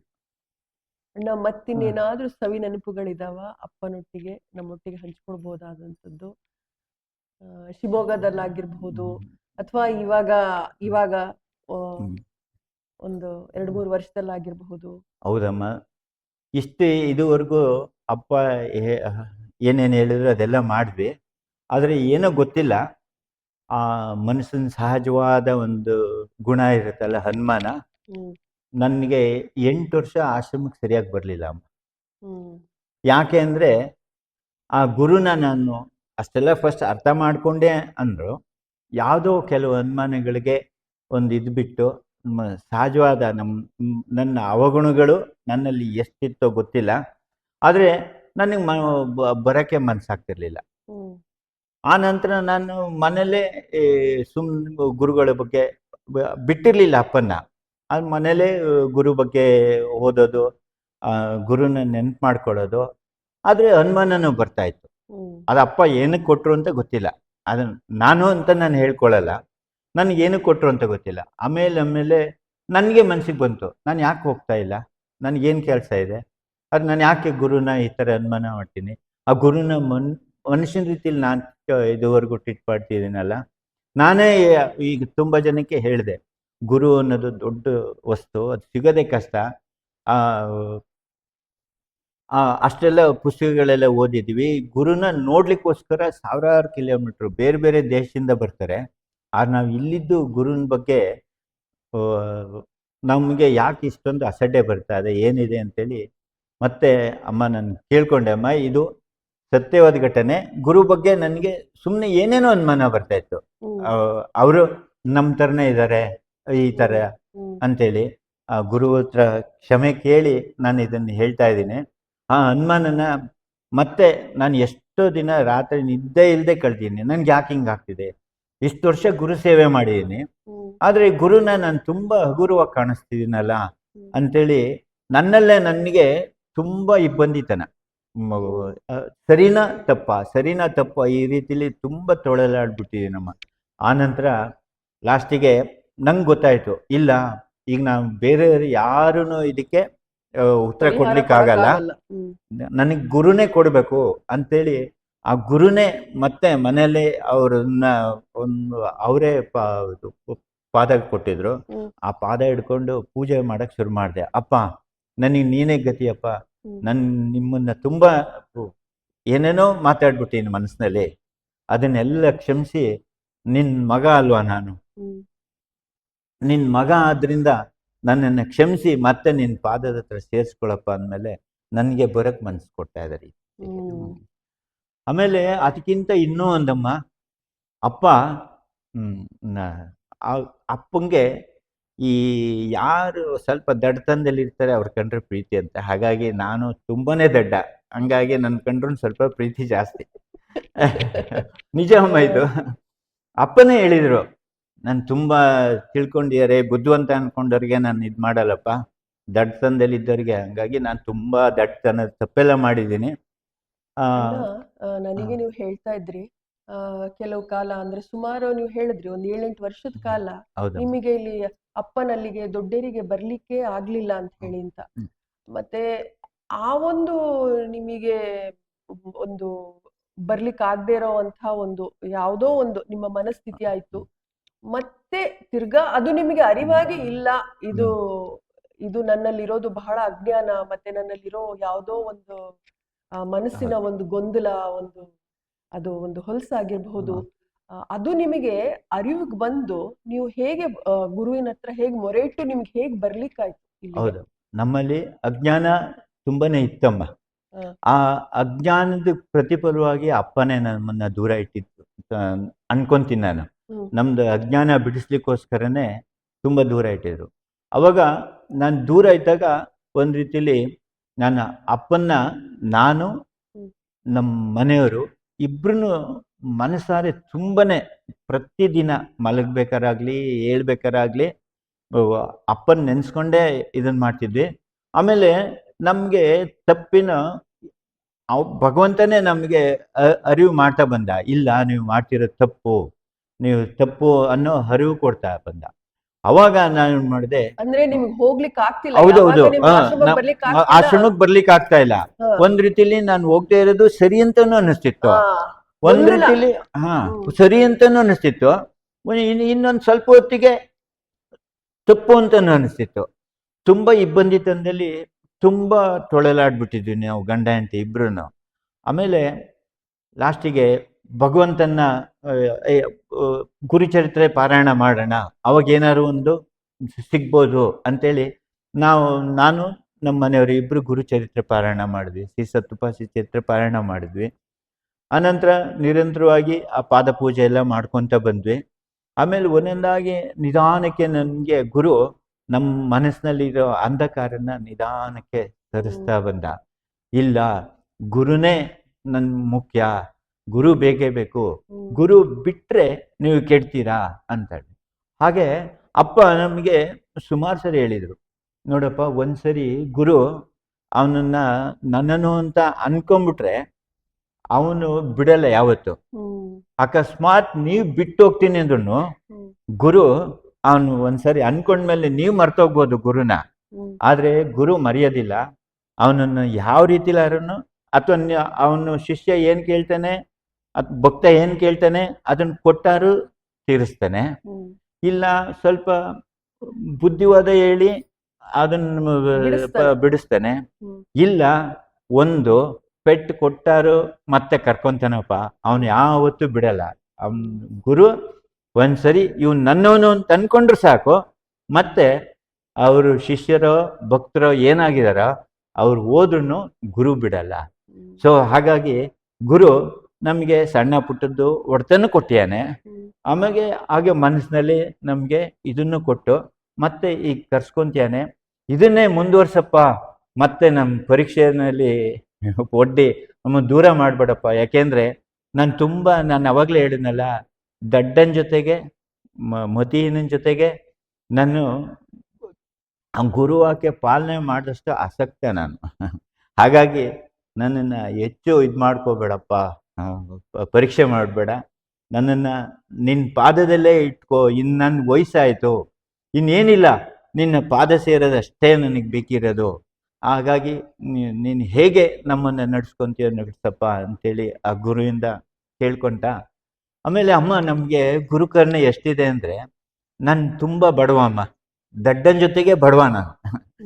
ನನ್ನ ಮಗಳ ಮದುವೆಗೆ ಮಾಡಬೇಕು ಅಂತೇಳಿ ಅಪ್ಪನ ಹತ್ರ ಕೇಳಿದೆ, ಅಪ್ಪ ನನ್ನ ಮಗಳ ಮದುವೆ ಮಾಡಬೇಕಾಗಿದೆ, ಹಿಂಗೆ ಒಂದು ಚಿಕ್ಕದಾಗಿ ದೇವಸ್ಥಾನದಲ್ಲಿ ಮದುವೆ ಮಾಡ್ತೀನಪ್ಪ, ಅಲ್ಲೊಂದು ಒಂದು ಸಣ್ಣ ಚೌಲ್ಟ್ರಿನಲ್ಲಿ ಊಟಕ್ಕೆ ಇಟ್ಕೊಂಡಿನಿ, ಮದುವೆ ನಾವು ದೇವಸ್ಥಾನದಲ್ಲಿ ಮಾಡ್ಕೋಬೇಕು ಅಂತಿದ್ದೀವಪ್ಪ, ಚೌಲ್ಟ್ರಿನಲ್ಲಿ ಊಟಕ್ಕೆ ಅರೇಂಜ್ ಮಾಡ್ತೀವಿ ಶಿವಮೊಗ್ಗದಲ್ಲಿ ಅಂತ ಹೇಳಿದ್ವಿ. ಏನು ಬೇಡ, ಹೋಗು, ಅಲ್ಲೇ ಶಿವಮೊಗ್ಗ ಆಶ್ರಮದಲ್ಲಿ ಮಾಡೋಣ. ಅಪ್ಪ ಆಶ್ರಮದಲ್ಲ ಅಂತ. ಯಾಕೆ ಆಶ್ರಮದಲ್ಲಿ ಮಾಡೋದು ನಡೆಯಲ್ಲೇನು, ನಿಂಗೆ ದುಡ್ಡು ಇದೇ ಬೇಕಾ ಅಂತಂದ್ರು. ಇಲ್ಲಪ್ಪ ನೀವು ಹೇಗೆ ಹೇಳ್ತೀರಾ ಹಾಗೆ ಅಂತೇಳಿ. ನೋಡಿ, ಆ ಗುರುಕರುಣೆಯಿಂದ ಆ ಶಿವಮೊಗ್ಗ ಆಶ್ರಮದಲ್ಲಿ ಅಪ್ಪ ಅಮ್ಮ ಮತ್ತೆ ಗುರು ಬಂಧುಗಳು ಎಲ್ಲರೂ ಬಂದ್ಬಿಟ್ಟು ನನ್ನ ಮಗಳಿಗೆ ಆಶೀರ್ವಾದ ಮಾಡಿ ಅಲ್ಲಿ ಆ ಶಿವಮೊಗ್ಗ ಆಶ್ರಮದಲ್ಲಿ ಮದುವೆ ಆಯ್ತಮ್ಮ. ಅದು ನನ್ನ ಮರೆಯಲಾರದಂತ ಸಂದರ್ಭ. ಅಂತ ಭಾಗ್ಯ ಯಾರಿಗೆ ಸಿಗುತ್ತೆ? ಅವ್ರಾಗ ಅವರೇನೆ ನಿನ್ ಮಗಳ ಮದುವೆ ನಾ ಮಾಡ್ತೀನಿ ಅಂತೇಳಿ ಅವರು ನನ್ನ ಮಗಳಿಗೂ ಶ್ರೀಪಾದ ಫಸ್ಟ್ ಅಪ್ಪ ಶ್ರೀಪಾದ ವಲ್ಲಭ ನಾಟಕ ಮಾಡಿಸಿದಾಗ ಅಪ್ಪನೇ ಹೋಗಿ ಚಳ್ಳಕೆರೆನಲ್ಲಿ ಶ್ರೀಪಾದ ವಲ್ಲಭನ ಡ್ರೆಸ್ ತಂದು ನನ್ನ ಮಗಳಿಗೆ ಹಾಕಿ ಅವಳ ಹತ್ರ ಶ್ರೀಪಾದ ವಲ್ಲಭನ ಪಾತ್ರ ಮಾಡಿಸಿದ್ರಮ್ಮ.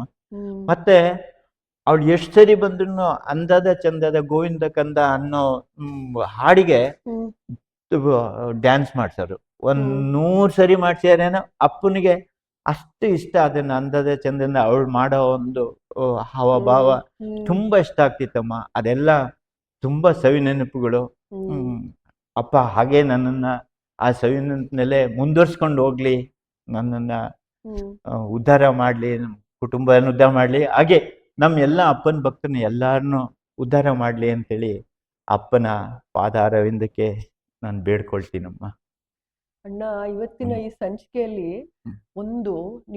ನಿಮ್ಮಿಂದ ಒಂದು ಗುರುವಾಕ್ಯ ಪಾಲನೆ ಎಷ್ಟು ಮುಖ್ಯ ಅದನ್ನ ಅಪ್ಪ ಪ್ರತಿ ಸರ್ತಿ ಯಾವಾಗ್ಲೂ ಹೇಳ್ತಿರ್ತಾರೆ.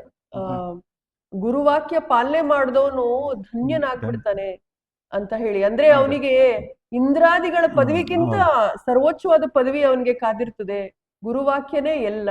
ಹ. ಆಮೇಲೆ ಮತ್ತೆ ಇನ್ನೊಂದು ಅಂತ ಹೇಳಿದ್ರೆ, ನಿಜವಾದ ಮೈಲಿಗೆ ಆಗೋದು ಮನಸ್ಸಿಗೆ, ಮನ್- ಬಾಹ್ಯ ಮೈಲಿಗೆ ಅಲ್ಲ, ಮಡಿ ಮೈಲಿಗೆ ಅಲ್ಲ, ಹೌದು.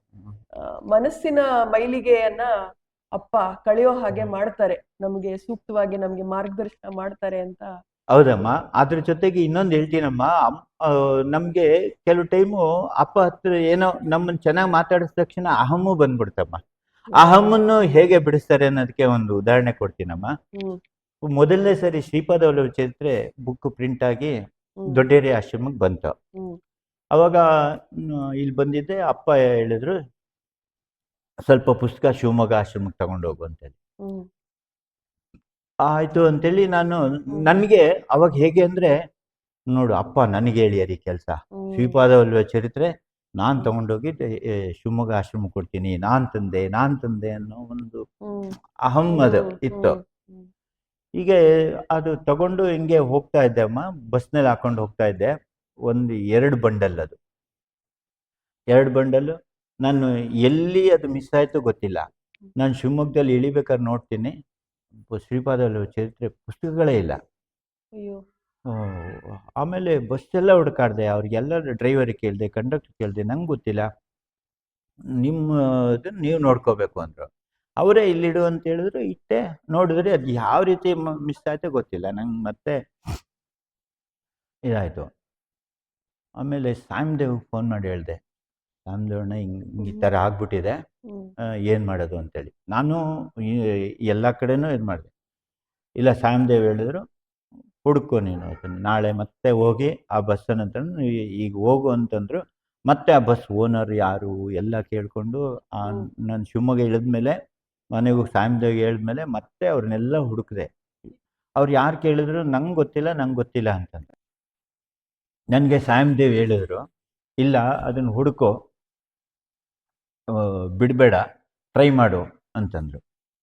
ಸರಿ, ನಾನು ಶಿವಮೊಗ್ಗ ಇಳಿದು ಮತ್ತೆ ಮನೆಗೆ ಹೋಗಿ ಮತ್ತೆ ಬಸ್ ಸ್ಟ್ಯಾಂಡಿಗೆ ಬಂದೆ. ಅವರು ಯಾರು ಓನರು, ಏಜೆಂಟ್ ಯಾರು, ಕಂಡಕ್ಟರ್ ಯಾರು, ಎಲ್ಲರದ್ದು ತಗೊಂಡು ಫೋನ್ ಮಾಡಿ ಟ್ರೈ ಮಾಡಿದೆ. ಅವ್ರು ಯಾರಿಗೂ ಗೊತ್ತಿಲ್ಲ ಅಂತಂದು. ಲಾಸ್ಟಿಗೆ ಮತ್ತೆ ಬಂದೆ. ಒಬ್ಬ ಮಾತ್ರ ಹೇಳ್ದ, ನೋಡೋಣ ನಾಳೆ ಇನ್ನೊಂದು ಸರಿ ಬನ್ನಿ ನೀವು, ಟ್ರೈ ಮಾಡ್ತೀನಿ. ಆ ಕಂಡಕ್ಟ್ರು ಅಲ್ಲೊಬ್ಬ ಏಜೆಂಟ್ ಇದ್ದಾನೆ, ಆ ಮಧ್ಯದಲ್ಲಿ ಬಂದೋಗ್ತಾನೆ, ಅವನಿಗೊಂದ್ಸರಿ ಕೇಳ್ತೀನಿ ಅಂದರು. ಅದಕ್ಕೆ ನಾನೇನು ಮಾಡಿದೆ, ಅವರನ್ನು ಮತ್ತೆ ಬರೀ ಕಂಡಕ್ಟರ್ ಹತ್ರ ಇದ್ರೆ ಆಗಲ್ಲ ಅಂಥೇಳಿ, ಯಾರು ಮಧ್ಯದಲ್ಲಿ ಇಳಿಸಿರ್ಬೋದು ಈ ಥರ ಬಂಡಲ್ ಅನ್ನೋದಕ್ಕೋಸ್ಕರ ನಾನು ವೆಹಿಕಲ್ ತೊಗೊಂಡು ಅಲ್ಲಿ ಒಂದು ಶಿವಮೊಗ್ಗದಲ್ಲಿ ಒಂದು ಹೊಳೆ ಸ್ಟಾಪ್ ಅಂತಿದೆ, ಅಲ್ಲಿ ಆಂಜನೇಯನ ದೇವಸ್ಥಾನ ಇದೆ. ಆಂಜನೇಯನ ದೇವಸ್ಥಾನಕ್ಕೆ ಹೋಗಿ ಆಂಜನೇಯನ ಪ್ರಾರ್ಥನೆ ಮಾಡಿದೆ, ಮಾರುತಿ ನನಗೆ ಈ ಥರ ಈಗ ಆಗಿದೆ, ಪುಸ್ತಕಗಳು ಕಳೆದೋಗಿದೆಪ್ಪ, ನನಗೆ ಅದನ್ನು ದೊರಕಿಸ್ಕೊಡು, ನಿನಗೆ ಬಂದು ಪೂಜೆ ಮಾಡ್ಕೊತೀನಿ ಅಂತೇಳಿ ಹರಕೆ ಕಟ್ಕೊಂಡೆ. ನಿನಗೆ ಪೂಜೆ ಮಾಡ್ಕೊಂಡು ಹೋಗ್ತೀನಿ, ಈಗ ನೀನೇ ನನಗೆ ದಾರಿ ತೋರಬೇಕು, ಇದು ಪವಿತ್ರವಾದ ಪುಸ್ತಕಪ್ಪ, ನಿಮ್ಗೆ ಗೊತ್ತಲ್ಲ, ನಂಗೆ ಏನಾದ್ರು ಮಾಡಿ ಆ ಪುಸ್ತಕಗಳು ದೊರಕಂಗೆ ಮಾಡಿಕೊಡಪ್ಪ ಅಂತೇಳಿ ಮಾಡಿದೆ. ಅಲ್ಲಿಂದ ನನ್ನ ಗಾಡೀಲಿ ಎಲ್ಲೆಲ್ಲಿ ಸಣ್ಣ ಸ್ಟಾಪ್ಗಳು ಎಲ್ಲಿ ಕೊಡ್ತಾರೆ ಅನ್ನೋದು ಗೊತ್ತಿತ್ತಲ್ಲ, ಅಲ್ಲೆಲ್ಲ ಹೋಗಿ ಇಲ್ಲಿ ನಿನ್ನೆ ಇಷ್ಟೊತ್ತಲ್ಲಿ ಯಾರು ಒಂದು ಈ ಥರ ಬಂಡಲ್ ಇಳಿಸಿ ತಗೊಂಡೋದ್ರಾ ಅಂತೇಳಿ ಎಲ್ಲ ಊರಿನಲ್ಲೂ ಕೇಳ್ಕೊಂತ ಮತ್ತು ಒಂದು ಅಂಗಡಿಲಲ್ಲದೆ ತುಂಬ ಜನ ಕೇಳಿದೆ. ಯಾಕೆಂದರೆ ಒಬ್ಬರು ನೋಡಿಲ್ಲ ಅಂದರೆ ಇನ್ನೊಬ್ಬರು ಅಂತೇಳಿ ಒಂದೊಂದು ಊರಿನಲ್ಲೂ ಸುಮಾರು ಒಂದು ಅರ್ಧ ಗಂಟೆ 1 ಗಂಟೆ ಟೈಮ್ ತೊಗೊಂಡು ಹೋದೆ. ಸುಮಾರು ಮಧ್ಯಾಹ್ನ 3 ಗಂಟೆ ಅಷ್ಟೊತ್ತಿಗೆ ತುಂಬ ಹೊಟ್ಟೆ ಹಸಿವಾಯಿತು. ಆದರೂ ಊಟನೂ ಮಾಡೋಕ್ಕೆ ನಂಗೆ ಮನಸ್ಸು ಬರ್ತಿಲ್ಲ. ಆಮೇಲೆ ಅವಾಗ ಭಗವಂತನಿಗೆ ಇದಾಯ್ತೋ ಏನೋ, ಅವಾಗ ಒಬ್ಬ ಏಜೆಂಟ್ ಹೇಳ್ದ, ನೋಡಿ ಯಾರೋ ತಪ್ಪಾಗಿ ಇಳಿಸ್ಕೊಂಡಿದ್ದೀನಿ ತಾವು ಯಾರೋ ಬೇರೆ ಇಳಿಸ್ಯಾರಂತೆ, ಅವ್ರು ಟ್ರೈ ಮಾಡಿ ನಿಮಗೆ ಸಂಜೆ ವೇಳೆಗೆ ತಂದು ಕೊಡ್ತಾರೆ, ನೀವು ಇಂಥ ಕಡೆ ಬರ್ರಿ ಅಂತ ಹೇಳಿದ್ರು. ಹಬ್ಬ, ನೀನು ಆಯ್ತಪ್ಪ, ನನಗೆ ಅದು ತರಿಸ್ಕೊಟ್ಬಿಡು, ನಿನಗೆ ಅದೇನು ಕೇಳ್ತೀಯ ಆ ದುಡ್ಡು ನಾನು ಕೊಡ್ತೀನಿ, ಅಷ್ಟು ದುಡ್ಡು ನಾನು ಕೊಡ್ತೀನಿ, ನೀನು ಖಂಡಿತ ಅದನ್ನ ಸಹಾಯ ಮಾಡು ಅಂತೇಳಿ ತುಂಬಾ ಅವನಿಗೆ ರಿಕ್ವೆಸ್ಟ್ ಹ್ಮ್ ಮಾಡ್ಕೊಂಡೆ. ಹ್ಮ್ ಅವ್ನು ನಾನು ಕೇಳ್ಕೊಳ್ಳೋ ರೀತಿಗೆ ಹ್ಮ್ ಅವನಿಗೆ ಅವನಿಗೇನೋ ಒಂದು ಅನ್ನಿಸ್ತು. ಅನ್ನಿಸ್ತು. ಇಲ್ಲ. ಆಮೇಲೆ ಹಿಂಗ್ ಬಂದ್ಬಿಡಿ ಅಂತೇಳಿ ಹ್ಮ್ ಸುಮಾರು ರಾತ್ರಿ 10 ಗಂಟೆಗೆ ಹ್ಮ್ ಅವನು ಬಸ್ ಸ್ಟ್ಯಾಂಡಲ್ಲಿ ಇಳಿಸಿಟ್ಟಿದ್ದ. ಅವ್ನು ಯಾರು ಏನು ಅಂತ ಹೇಳಿಲ್ಲ, ಹೋಗ್ಲಿ ಬಿಟ್ಬಿಡು, ಯಾರು ಹ್ಮ್ ಹೇಳೋದು ಬೇಡ ಅಂತೇಳಿ. ಹ್ಮ್ ಲಾಸ್ಟಿಗೆ ಅವನಿಗೆ ಆ ಟೈಮಲ್ಲಿ ಒಂದು 500 ರೂಪೀಸ್ ಕೊಟ್ಟೆ. ಬೇಡ ಇಟ್ಕೊಳ್ಳಿ ಅಂದ. ಇಲ್ಲ ಹ್ಮ್ ತಗೊಳಪ್ಪ ಅಂತೇಳಿ ಕೊಟ್ಟು ಅವನಿಗೊಂದು ಪುಸ್ತಕ ಕೊಟ್ಟೆ ನಾನು. ಹ್ಮ್ ಅವನಿಗೊಂದು ಪುಸ್ತಕ ಕೊಟ್ಟೆ, ಇದು ತಗೋ, ಇದು ತುಂಬ ಪವಿತ್ರವಾದ ಪುಸ್ತಕ, ಓದು ಅಂತೇಳಿ ಹ್ಮ್ ಕೊಟ್ಟೆ. ಹ್ಮ್ ಅವನು ಓದ್ಬಿಟ್ಟು ಆಶ್ರಮಕ್ಕೆ ಬರೋಕ್ಕೆ ಶುರು ಮಾಡಿದ್ದ ಸ್ವಲ್ಪ ದಿನ. ಅಬ್ಬಾ. ಹ, ಹ. ಆನಂತರ ನಾನು ಆವಾಗ ಅಪ್ಪಂಗೆ ಬೇಡ್ಕೊಂಡೆ, ಹ್ಮ್ ಹೌದಪ್ಪ, ಇದು ನಾನು ಅಹಂಕಾರ ಪಟ್ಟಿದ್ದಕ್ಕೆ ಈ ಹ್ಮ್ ಪ್ರತಿಫಲ. ಹ್ಮ್ ನೋಡಿ, ಹಿಂಗೆ ಎಲ್ಲಿ ಆ ಬಸ್ಸು ತುಂಬ ರಶ್ ಇದ್ರು ಒಂಥರ, ಹ್ಮ್ ರಶ್ ಇಲ್ಲ, ಅದು ಯಾರಿಗೂ ಬೇಡದೇ ಇದ್ದದ್ದು. ಅದು ಹ್ಮ್ ಅವ್ರು ಬೇರೆಯವರು ಹೌದು ಹೌದು. ಎಲ್ಲರಿಗೂ ಆಧ್ಯಾತ್ಮಿಕ ಎಲ್ಲರಿಗೂ ಅದು ಆಧ್ಯಾತ್ಮಿಕದವ್ರು ಇದ್ದವ್ರಿಗೆ ಮಾತ್ರ ಅದನ್ನ ಅದಕ್ಕೆ ಹೆಲ್ಪ್ ಆಗುತ್ತೆ. ಹೌದು. ಅದು ಮೊದಲನೇ ಸರಿ ರಿಲೀಸ್ ಆಗಿರೋದು. ಆ ಹ್ಮ್ ಶ್ರೀಪಾದ ವಲ್ಲಭ ಅನ್ನೋ ಹೆಸರೇ ತುಂಬಾ ಜನಕ್ಕೆ ಕೇಳಿಲ್ಲ. ಕೇಳಿಲ್ಲ. ಸೊ ಹಾಗಾಗಿ ಆ ಆ ಗುರುನೇ ಆ ಅಹಂಕಾರನ ಕಳೀಲಿಕ್ಕೆ ಮಿಸ್ ಹ್ಮ್ ಮಾಡ್ದಾನೆ ಅವನೇ, ಹ್ಮ್ ಕೊಡಿಸ್ತಾನೂ ಅವನೇ. ಹ್ಮ್ ಇದೊಂದಮ್ಮ, ಹೇಗೆ ನಮ್ಮ ಭಕ್ತರುಗಳು ಗುರುಗಳ ಹತ್ರ ಅಹಮ್ಮನ್ನ ಬಿಡಬೇಕು ಅನ್ನೋದಕ್ಕೆ ನಾನೇ ಒಂದು ಉದಾಹರಣೆ ಅಮ್ಮ. ಹ್ಮ್ ಅಹಂ ಬಂದ್ಬಿಡುತ್ತೆ ಅದು, ಆದರೆ ನಾವು ತುಂಬ ಎಚ್ಚರವಾಗಿ, ಇದು ಅಹಂ ಅನ್ನೋದು ಗೊತ್ತೇ ಆಗಲ್ಲ ನಮಗೆ, ಅದ್ರ ಒಳಗಡೆನೆ ಇರ್ತವೆ. ನಾವು ಅದು ಅಹಮ್ಮೆ ಅಂತ ಅನ್ಕೊಂಡಿರಲ್ಲ, ಆದರೆ ಅಹಂ ಅದು. ಈಗ ನಾನು ಹೇಳ್ತಿರೋದು ಒಂದು ರೀತಿಯಲ್ಲಿ ಅಹಮ್ಮೆ ಇರ್ಬೋದು, ಆದರೆ ಅಪ್ಪ ಅದನ್ನ ಬಿಡ್ಸಪ್ಪ, ಅಹಂ ಕೊಡಬೇಡ. ಆದರೆ ನನಗೆ ಅನುಭವ ಆಗಿದ್ದಕ್ಕೋಸ್ಕರ ಹೇಳ್ತೇನಪ್ಪ, ನನ್ನಲ್ಲಿ ಅಹಂ ಇತ್ತು, ಈಗಲೂ ಇದೆ, ಅಹಮ್ಮನ್ನ ಮುಂದುವರ್ಸ್ಬೇಡಪ್ಪ ಅಂತೇಳಿ. ಅದನ್ನು ಬಿಡ್ಸೋನು ನೀನೆ, ನಾನು ಬಿಡ್ತೀನಿ ಅಂದ್ರೆ ಆಗಲ್ಲ. ಹಾಗಾಗಿ ಈ ನಾನು ಅನ್ನೋದು ಬಿಟ್ಟು ಎಲ್ಲ ನೀನೇ ನಡೆಸ್ಕೊಡ್ಬೇಕು ಗುರು ಅಂತೇಳಿ ನಾನು ಗುರುವಿಂದ ಪಾದಾರವಿಂದಕ್ಕೆ ಮತ್ತೊಮ್ಮೆ ಶಿರಸಾಷ್ಟಾಂಗ ಬೇಡ್ಕೊಳ್ತೀನಿ.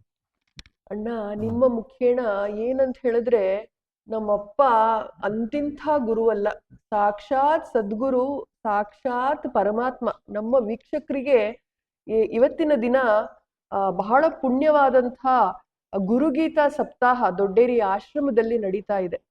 ಈ ಮುಖೇಣ ನಾನು ವೀಕ್ಷಕರಿಗೆಲ್ಲ ಏನು ತಿಳಿಸ್ಲಿಕ್ಕೆ ಇಷ್ಟಪಡ್ತೀನಿ ಅಂದ್ರೆ, ಸದ್ಗುರುವಿಗೆ ಮಾತ್ರ ನಮ್ಮಲ್ಲಿರೋ ಅಂಥ ಅಂಧಕಾರ, ಅಜ್ಞಾನವನ್ನ ತೆಗೆದುಹಾಕಿ, ನಾವು ಮೂಲತಃ ನಾವು ಏನು, ನಾವು ಇಲ್ಲಿ ಯಾತಕ್ಕೆ ಬಂದಿದ್ದೀವಿ, ನಾವು ಹುಟ್ಟಿರೋಂಥ ಒಂದು ನಮ್ಮ ನಮ್ಮ ಮುಖ್ಯವಾದ ಧ್ಯೇಯ ಏನು ಅಂತ ಹೇಳಿ ತಿಳಿಸ್ಕೊಡಕ್ಕೆ ಆ ಪರಮಾತ್ಮ ಗುರುವಿನ ರೂಪದಲ್ಲಿ ಬಂದು ಪ್ರಕಟವಾಗ್ತಾನಂತೆ.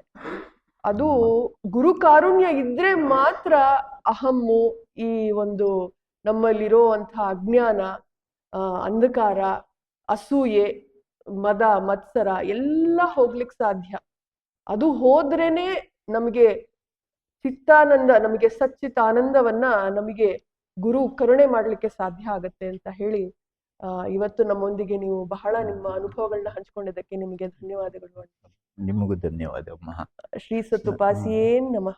ಸತ್ಪಾಸಿಯೇ ಜೈ ನಮಃ. ಗುರುದೇವ ಜೈ ದತ್ತ. ಗುರುದೇವ ದತ್ತ.